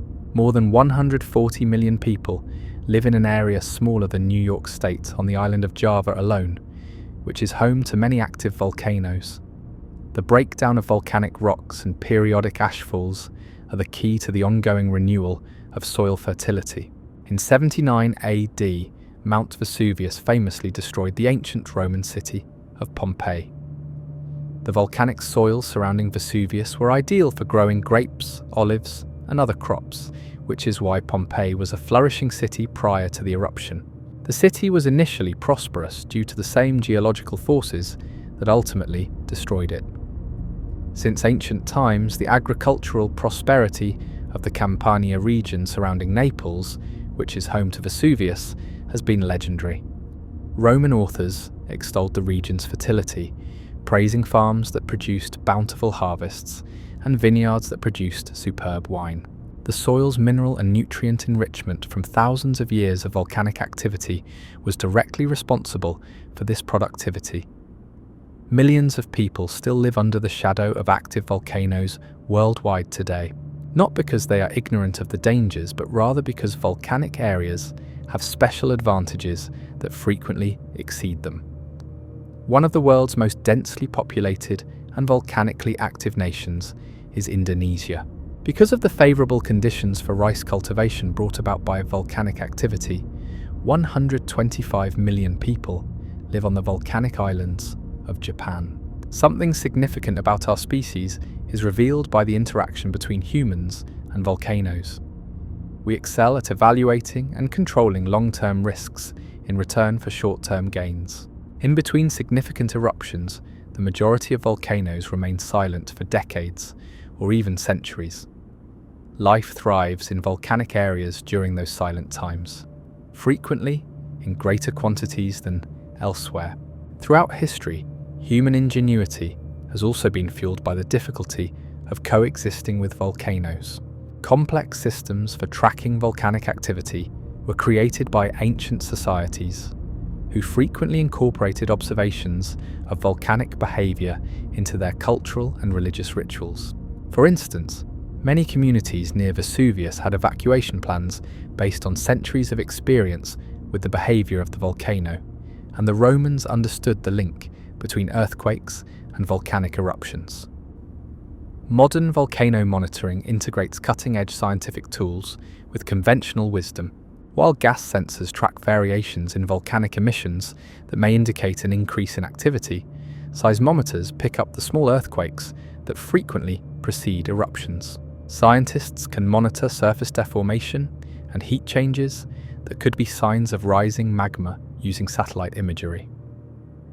Let's pause to recognize the unseen volcanic influences in your everyday existence. Deep within the Earth, volcanic heat and pressure process the materials that make up your smartphone's minerals, jewelry's gems, buildings' concrete, and windows' glass. Numerous elements found in your smartphone were concentrated by volcanic processes. The metals in its circuitry, the rare earth elements in its electronic components, and even the silica in its glass screen were all formed in deep-seated magma. These materials were brought closer to the surface by volcanic activity, allowing for their extraction and refinement for human use. Due to high-temperature processes that were not possible at the Earth's surface, the aluminum found in your kitchen utensils was first concentrated in volcanic rocks. Hydrothermal fluids linked to volcanic activity were frequently responsible for the concentration of copper in electrical wiring. Volcanic gases dissolved in ancient seas may have been the source of even the salt you sprinkle on your food. Volcanic activity has even affected the water you drink. Ancient lava flows and volcanic rock formations frequently influence groundwater systems. Underground volcanic activity heats many of the world's most well-known hot springs, such as Yellowstone's geysers and Iceland's Blue Lagoon. These serve as windows into the continuous geological processes that sustain the dynamic life of our planet and are more than just tourist attractions. Some of the purest and most mineral-rich water in the world is frequently found in volcanic aquifers. Volcanic rock's porous structure makes them great natural filters, and their mineral content enriches the water with useful elements. Volcanic aquifers do offer naturally filtered water with a distinct mineral profile, and some volcanic spring waters are valued for their purported health benefits, even though many of these claims are overblown. Volcanoes and water have a relationship that goes well beyond just drinking water. The majority of the fresh water on volcanic islands, such as Hawaii, comes from rain that falls on volcanic mountains and seeps into subterranean aquifers through porous lava rock. By absorbing moisture from trade wind clouds and storing it in subterranean reservoirs, the volcanic landscape serves as a natural water collection and storage system. Speaking of Yellowstone, let's examine one of the most intriguing volcanic formations in North America. Although Yellowstone is primarily thought of as a group of hot springs and geysers, it actually sits atop one of the biggest active volcanic systems in the world. The Yellowstone caldera is roughly 34 by 45 miles in size and is occasionally referred to as a supervolcano. It's a collapsed volcanic crater with forests, rivers, and wildlife instead of a mountain. A much larger and more potent mantle plume than the one that formed the Hawaiian Islands feeds the Yellowstone volcanic system. For millions of years, the hotspot beneath Yellowstone has been active, causing the North American continent to slowly drift southwest over it, leaving a trail of volcanic features across the western United States. About 640,000 years ago, Yellowstone experienced its most recent significant eruption, which was so large that it had an impact on the climate of the entire planet. Over 240 cubic miles of material were ejected during the eruption, forming a caldera that was initially significantly larger than the one that exists today. Fossils from as far away as the Pacific Ocean and the Gulf of Mexico contain ash from this eruption. The amazing thing is that Yellowstone continues to influence the surrounding environment, even when it doesn't erupt. The park's well-known geothermal features are powered by heat from the subterranean magma chamber, which also affects local weather patterns, soil chemistry, and ecosystem dynamics. Yellowstone's geothermal features serve as a kind of sneak peek at the volcanic processes at work beneath the surface. Groundwater that circulates deeply enough to be heated by the underlying magma chamber powers Old Faithful and the other geysers in the park. The breathtaking displays that draw millions of tourists each year are produced as this water rises back to the surface. Different facets of Yellowstone's subterranean plumbing system are reflected in the various geothermal feature types, where underground water circulation causes recurring pressure buildups that cause steam and hot water to explode.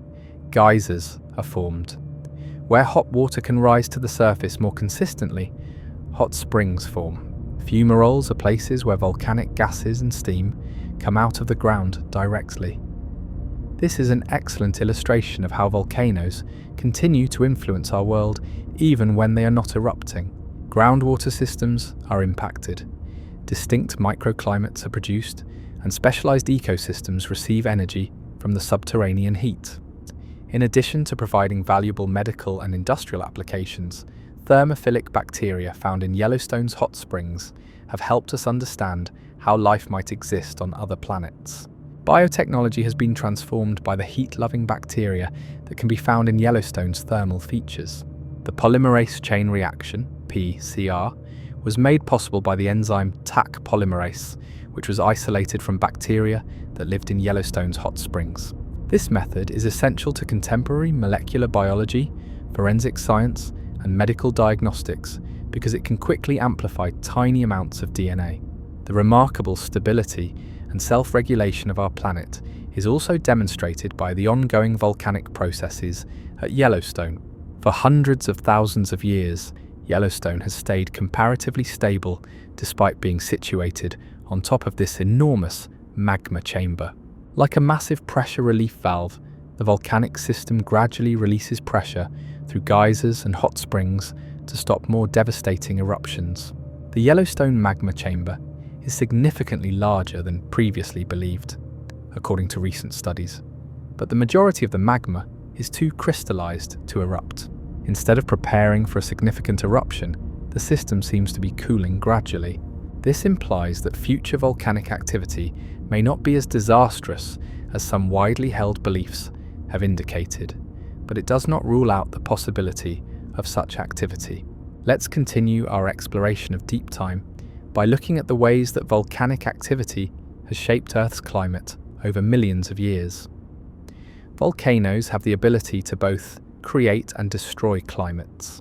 In addition to warming the planet by releasing greenhouse gases like carbon dioxide and water vapor, they can cool it by ejecting ash and sulfur compounds that block sunlight. The style and magnitude of volcanic eruptions have a significant impact on the climate. Global temperatures can be lowered for several years by explosive eruptions that release significant amounts of ash and sulfur compounds into the stratosphere. Global cooling, brought on by Indonesia's Mount Tambora eruption in 1815, resulted in crop failures and famine throughout the Northern Hemisphere. In some regions of North America and Europe, 1816 came to be known as the year without a summer.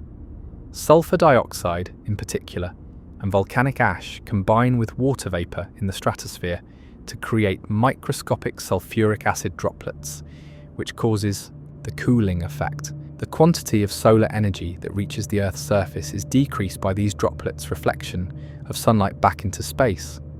Until the volcanic particles eventually leave the atmosphere, the effect may last for a number of years. But not every volcanic eruption results in cooling. By releasing carbon dioxide without the short-term cooling effects of stratospheric particles, effusive eruptions, which primarily produce lava flows with comparatively little ash or sulfur, may actually be a contributing factor to global warming. The equilibrium between warming gases and cooling particles determines the overall impact on the climate.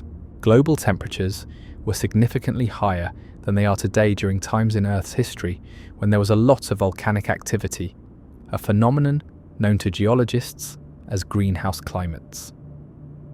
About 100 million years ago, during the Cretaceous period, there was a lot of volcanic activity, and temperatures were 6 to 14 degrees Fahrenheit higher than they are now. Tropical forests stretched to near polar latitudes, and the poles were free of ice caps. At other times, ice ages that lasted for thousands of years were brought on by massive eruptions. An ice age that lasted for several thousand years may have been influenced by the Toba supervolcano's eruption 74,000 years ago. According to some scientists, the glacial periods that have defined the last 2 million years of Earth's history were pushed into the climate system by volcanic cooling. But perhaps most significantly, through a process known as the carbon cycle, volcanic activity has contributed to the long-term stability of Earth's temperature.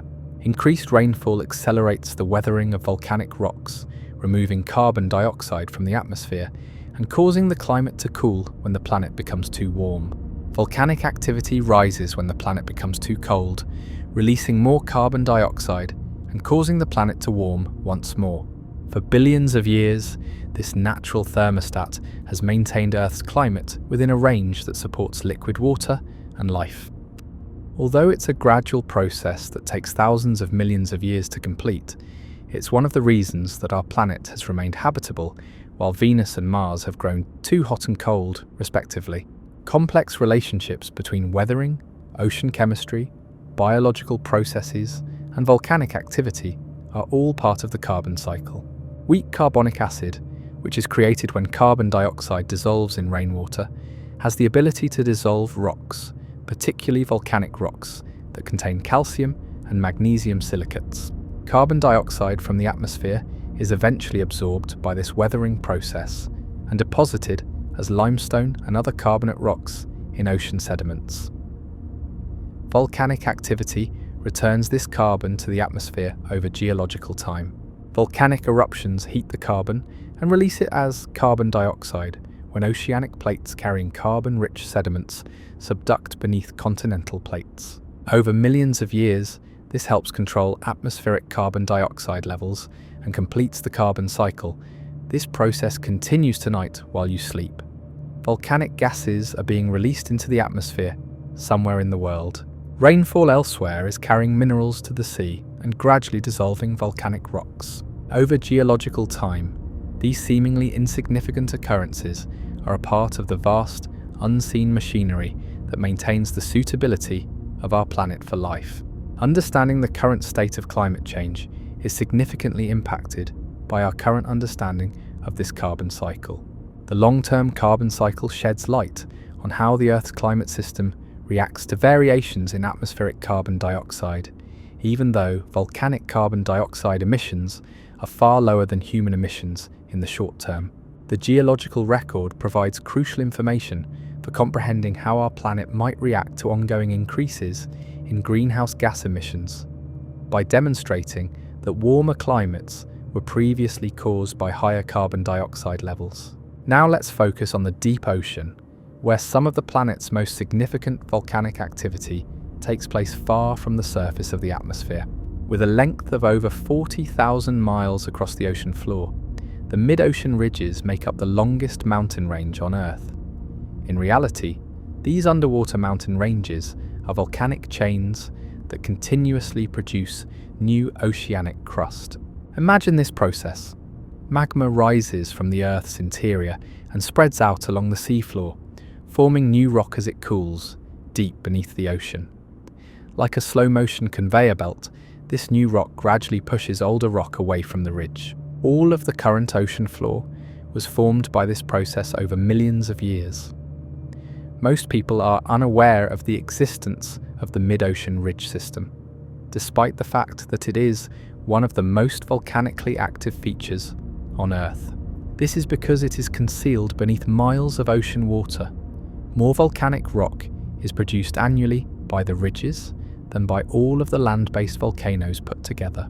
Volcanic activity at mid-ocean ridges produced every square inch of the ocean floor, which was subsequently gradually carried away from the ridges by seafloor spreading.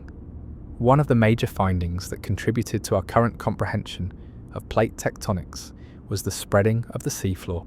The ocean floor records a history of Earth's magnetic field reversals, with parallel bands of normal and reversed magnetization spreading away from the mid-ocean ridges like a geological tape recording. Scientists found in the 1960s when they mapped the magnetic properties of rocks on the ocean floor.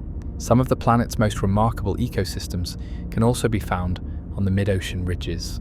Communities of life are sustained by hydrothermal vents along these volcanic chains, which are fueled by the chemical energy emitted by volcanic activity rather than sunlight. These underwater oases provide us with hints about what life might look like on other worlds and may be a representation of early Earth life. Our knowledge of the potential for life was completely transformed by the discovery of these deep-sea volcanic ecosystems. Scientists thought that all life ultimately relied on sunlight for photosynthesis until we discovered them. However, the organisms surrounding hydrothermal vents demonstrated that life can flourish by utilizing chemosynthesis, which obtains energy from chemical reactions rather than light. Many of the species found around hydrothermal vents are unique to the planet. These vents are home to giant tube worms without digestive systems, some of which can grow up to 8 feet in length. Rather, they are home to symbiotic bacteria that produce food from the chemicals released by the volcanic vents. While unusual fish and octopus species have adapted to the high-pressure, chemical-rich environment, ghostly white crabs scavenge around the vents. In order to draw oxygen from the chemically rich water surrounding the vents, vent crabs have developed specialized gills. In the near-freezing water, away from the heat sources, certain vent fish have evolved antifreeze proteins that stop ice crystals from forming. The octopi that live near vents have slowed their metabolisms and developed more effective respiratory systems in response to the low oxygen levels. Most astonishingly, some bacteria that live directly in the vent fluids can endure temperatures of over 250 degrees Fahrenheit, which is hot enough to instantly kill the majority of other life forms. These hyperthermophiles push the limits of what we think is feasible for biological systems and are among the most extreme life forms on Earth. Astrobiology, the study of extraterrestrial life, will be significantly impacted by these findings. Perhaps life could exist around similar features on the moons of Jupiter and Saturn, or in the subsurface oceans of other worlds, if it can flourish around volcanic vents in our deepest oceans. It is believed that Europa, one of Jupiter's moons, has an ocean beneath its icy surface. The heat produced by Jupiter's gravitational pull is probably sufficient to keep this ocean liquid, and may even fuel hydrothermal activity on Europa's ocean floor. If life is present in the oceans surrounding volcanic vents on Europa, it may resemble the chemosynthetic ecosystems that surround hydrothermal vents on Earth. These deep-sea oases are the result of volcanic processes that are also essential in controlling the chemistry of the Earth's oceans. Seawater and hot volcanic rock interact to preserve the chemical equilibrium necessary for marine life to flourish. Our oceans would eventually become too basic or too acidic for the majority of life forms if there were no continuous volcanic activity. At mid-ocean ridges, seawater experiences profound chemical changes as it flows through hot volcanic rock. The seawater is treated to remove magnesium and sulfate, and to add calcium, silica, and other metals. This procedure aids in controlling the chemical makeup of seawater and preserving the conditions necessary for marine life to form skeletons and shells. In addition to carrying heat from the Earth's interior to the oceans, the hydrothermal fluids that emerge from volcanic vents also contribute to the global circulation patterns that disperse heat throughout the planet. The intricate network of ocean currents that affect weather patterns and climate systems globally is influenced by this deep ocean heat source. We are reminded that the majority of the volcanic activity on our planet takes place in areas that are invisible to the naked eye as we investigate these underwater volcanic landscapes. Volcanic processes are continuously renewing the ocean floor, but we hardly ever give it much thought because they occur so slowly and so far away from us. However, this covert volcanic activity is essential to the functioning of our planet. I hope you'll subscribe so you can follow us on more adventures through Earth's hidden treasures. If you find this exploration of our volcanic planet fascinating, let's look at some surprising ways that volcanic activity still affects life. Recent or ongoing volcanic activity has shaped many of the most biodiverse areas on Earth. Volcanic soils enhanced by sporadic ashfalls and mineral deposits are the foundation of the tropical rainforests in Ecuador, Costa Rica, and Indonesia.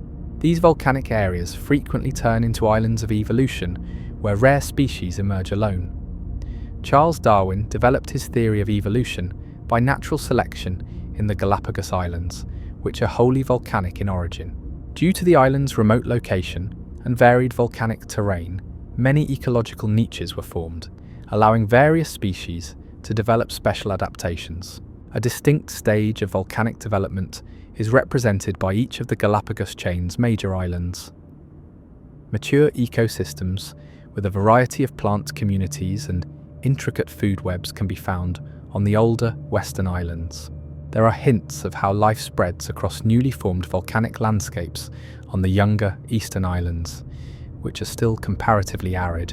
On volcanic landscapes, the ecological succession process sheds light on how ecosystems evolve over time and how life bounces back from significant disruptions. Simple organisms that can survive on bare rock, such as bacteria and lichens, are typically the first to colonize an area after a volcanic eruption.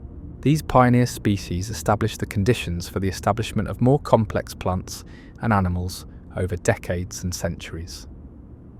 Hawaii's volcanic landscapes provide a stunning illustration of this process.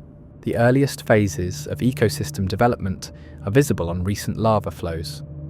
As native birds start to visit the area in search of seeds and insects, hardy ferns push through fissures in the cooling lava. These pioneering species alter the environment over time, producing shelter and soil that can be used by more complex communities. Usually, plants with long-distance travelling seeds or spores dispersed by the wind are the first to settle in newly formed lava flows. Because their spores are small and can travel great distances on air currents, ferns are especially effective pioneers. Once established, these plants start the gradual process of forming the first soil traces and breaking down rock. The growing ecosystem attracts more species as organic matter builds up from dead plants and passing animals.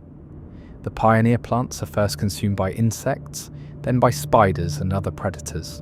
By bringing seeds into their digestive tracts, birds introduce new plant species that might not have otherwise been able to get to the remote lava flows. This ecological succession serves as a reminder that volcanic activity is essentially creative, even though it is known for causing destruction. With enough time and the correct circumstances, any volcanic landscape can eventually be transformed into a garden. Today's seemingly desolate lava fields give way to tomorrow's lush forests. Numerous variables, such as soil development, climate, and the distance from established ecosystems that can support colonizing species, affect how quickly this succession occurs. Significant vegetation can emerge in a matter of decades in tropical regions with copious rainfall, allowing succession to proceed rather quickly.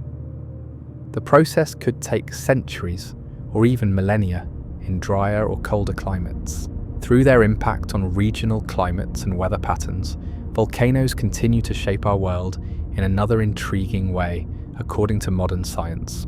By pushing air masses upward and producing rain shadows and microclimates that can last for thousands of years, large volcanic mountains produce their own weather systems.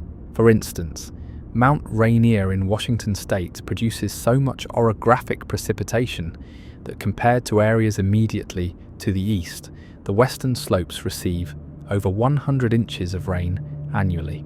With dry pine forests on one side and temperate rainforests on the other, this volcanic mountain has effectively created its own climate zone. This climate effects mechanism is elegantly straightforward. Air that is saturated with moisture is compelled to ascend when it comes into contact with a mountain barrier. The air cools as it rises, and colder air has a lower capacity to retain moisture than warmer air. On the mountain's windward slopes, the extra moisture condenses and falls as precipitation. A rain shadow desert is formed when the majority of the moisture in the air has been squeezed out by the time it reaches the leeward side. Because tall volcanic peaks represent such drastic elevation changes over relatively short distances, this orographic effect is especially noticeable.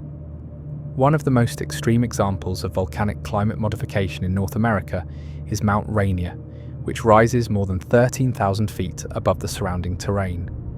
This effect is even more pronounced in the case of oceanic volcanic islands. Because of the interplay between volcanic topography and weather patterns, the Big Island of Hawaii has almost every climate zone on Earth. From tropical beaches to alpine tundra, you can experience the climate equivalent of a 2-hour drive from Hawaii to Alaska. Rich tropical rainforests are sustained by the hundreds of inches of annual rainfall that Hawaiian volcanoes receive on their windward sides.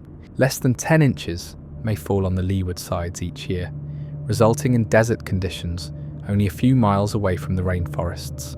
Despite being in the tropics, Mauna Kea and Mauna Loa's high elevations occasionally see snow and freezing temperatures. Human settlement and agricultural practices are both impacted by the climate changes caused by volcanoes.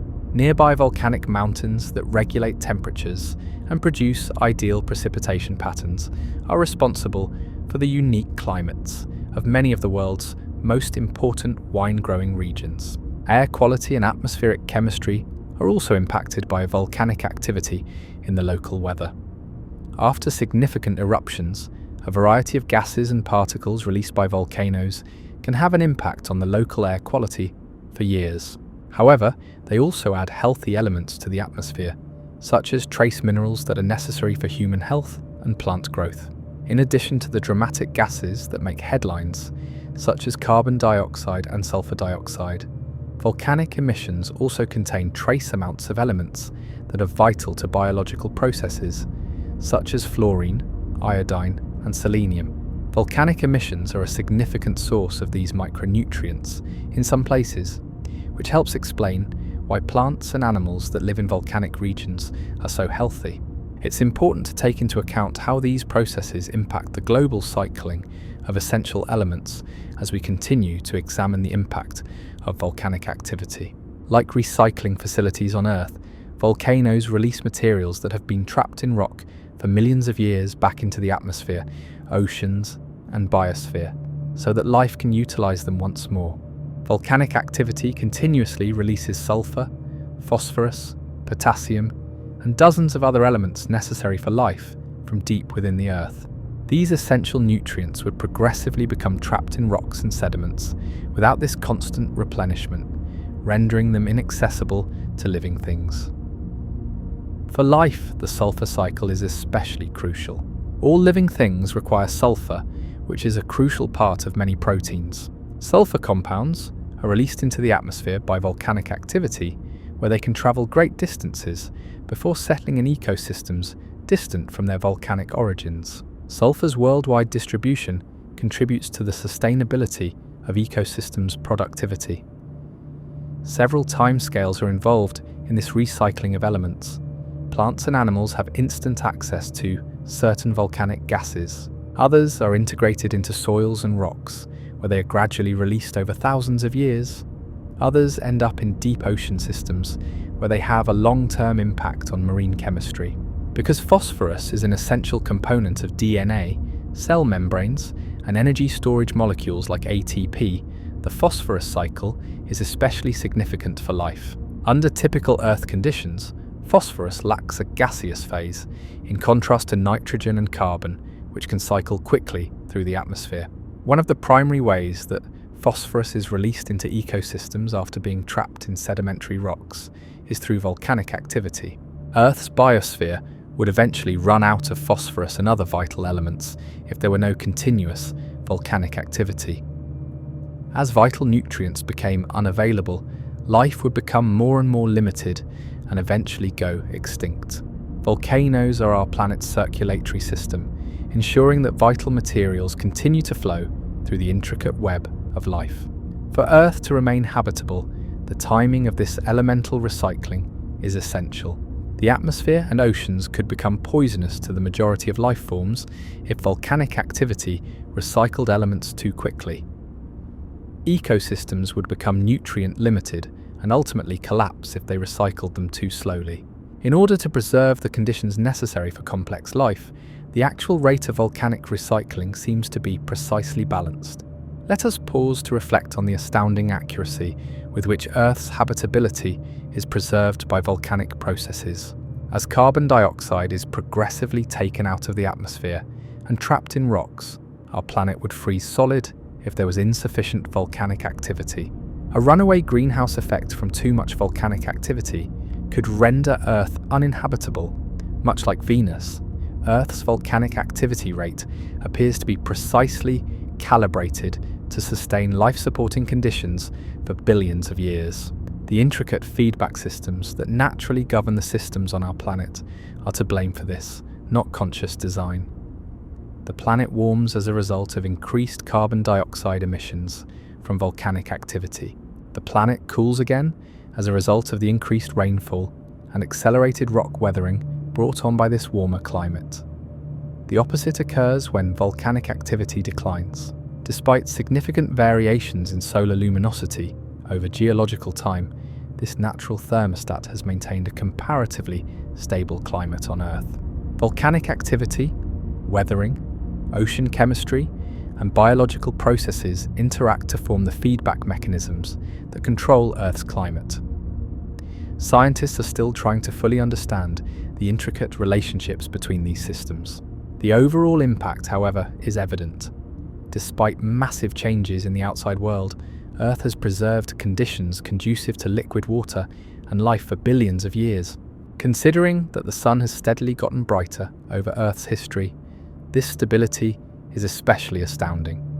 The sun was around 25% fainter than it is now 4 billion years ago. Our planet would have frozen solid early in its history and never thawed out if it weren't for the slow adjustment of Earth's atmospheric composition brought about by volcanic and other geological processes. The remarkable complexity of our planet's natural regulatory systems is demonstrated by the fact that, despite this massive shift in solar energy input, Earth has managed to maintain liquid water and temperatures that are conducive to life. A key element of this planetary scale homeostasis is volcanic activity. Although it functions on geological timescales, this natural regulation system has been in good working order for billions of years. Human activity is currently causing the atmospheric carbon dioxide to rise far more quickly than natural weathering and volcanic processes can react. We can better appreciate the stability and vulnerability of Earth's climate system when we comprehend how volcanic processes control climate over extended periods of time. Let's think about what lies ahead for our volcanically active planet as we draw to a close our exploration of volcanic deep time. Despite operating on timescales that dwarf human civilization, geological processes persist. Today, the volcanic forces that molded our planet over billions of years are still at work, forming new landscapes, recycling necessary elements, and preserving the delicate equilibrium that supports life. Volcanic activity is increasing in some parts of the world, while decreasing in others. With hundreds of active volcanoes and regular seismic activity, the ring of fire surrounding the Pacific Ocean continues to be one of the planet's most active volcanic regions. The continuous movement of tectonic plates and the flow of material deep within the Earth's mantle are reflected in this activity. About 90% of all earthquakes worldwide are caused by the Pacific Ring of Fire, which also contains roughly 75% of all active volcanoes. From New Zealand, this horseshoe-shaped region of seismic and volcanic activity extends along Asia's eastern border, across the northern Pacific to Alaska, and down the Americas' western coast to Chile. The Pacific region's numerous tectonic plate borders are the cause of the Ring of Fire's high level of activity. Oceanic plates melt as they move beneath continental plates, producing the magma that powers the numerous volcanoes in the ring.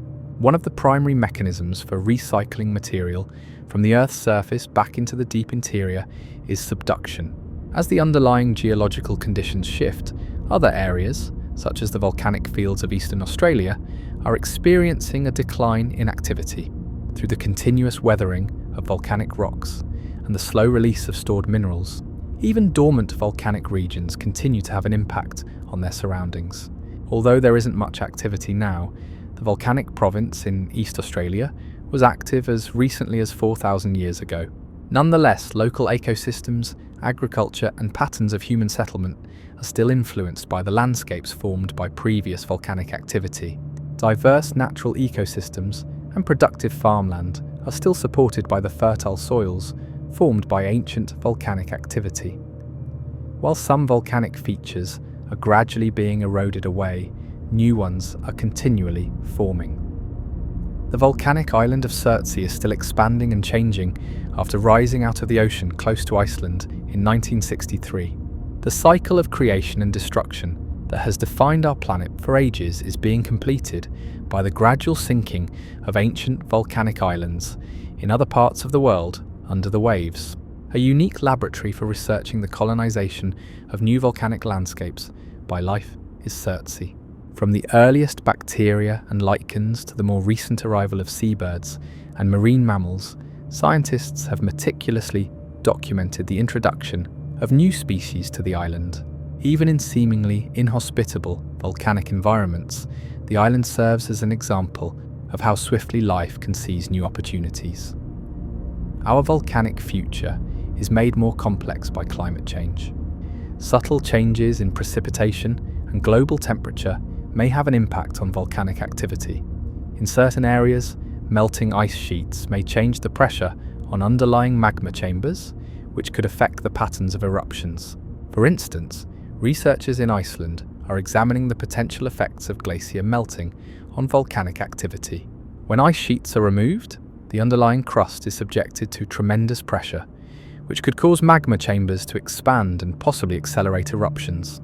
Volcanic activity and climate, however, have a complicated and poorly understood relationship. Perhaps more significant, though, is that we now have new tools to manage the opportunities and challenges that come with volcanic processes thanks to our growing understanding of them. In order to better protect human populations and provide early warning of possible eruptions, we can now monitor volcanic systems with previously unheard of precision. Numerous methods are employed by contemporary volcano monitoring networks to monitor volcanic system changes.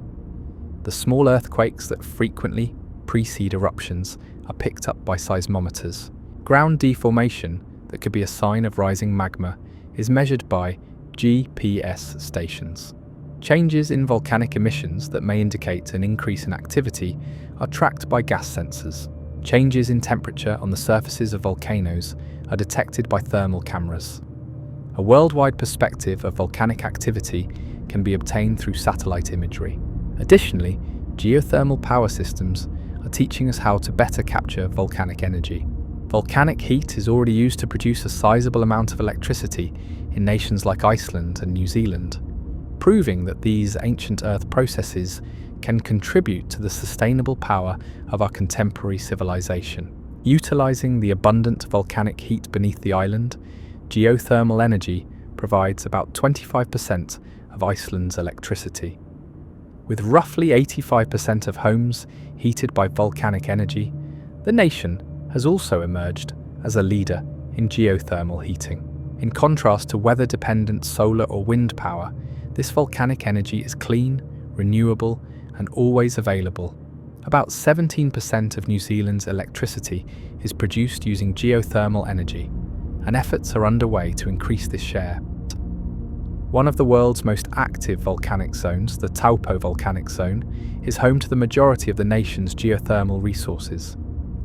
Numerous clean energy sources are produced by the same geological processes that produce volcanic hazards. Even in places without natural steam vents or hot springs, enhanced geothermal systems (EGS) technology is creating new opportunities for capturing volcanic energy. These systems create artificial hydrothermal systems that can produce electricity by injecting water into hot, dry rock that is located deep underground. The volcanic energy that lies beneath a large portion of the Earth's surface may be harnessed by this technology. Volcanic processes may become more and more entwined with the future of human civilization. Volcanic systems present both solutions and cautions as we confront the problems of climate change and the demand for clean energy. They serve as a reminder of the strength of our planet and our reliance on geological processes that have a much longer history than human history. Think about how amazing our planet is as you drift off to sleep tonight. Ancient forces are still patiently creating and renewing beneath your feet. The elements that will support future life, fill future oceans, and nourish future forests are carried by the molten rock that slowly rises from the depths.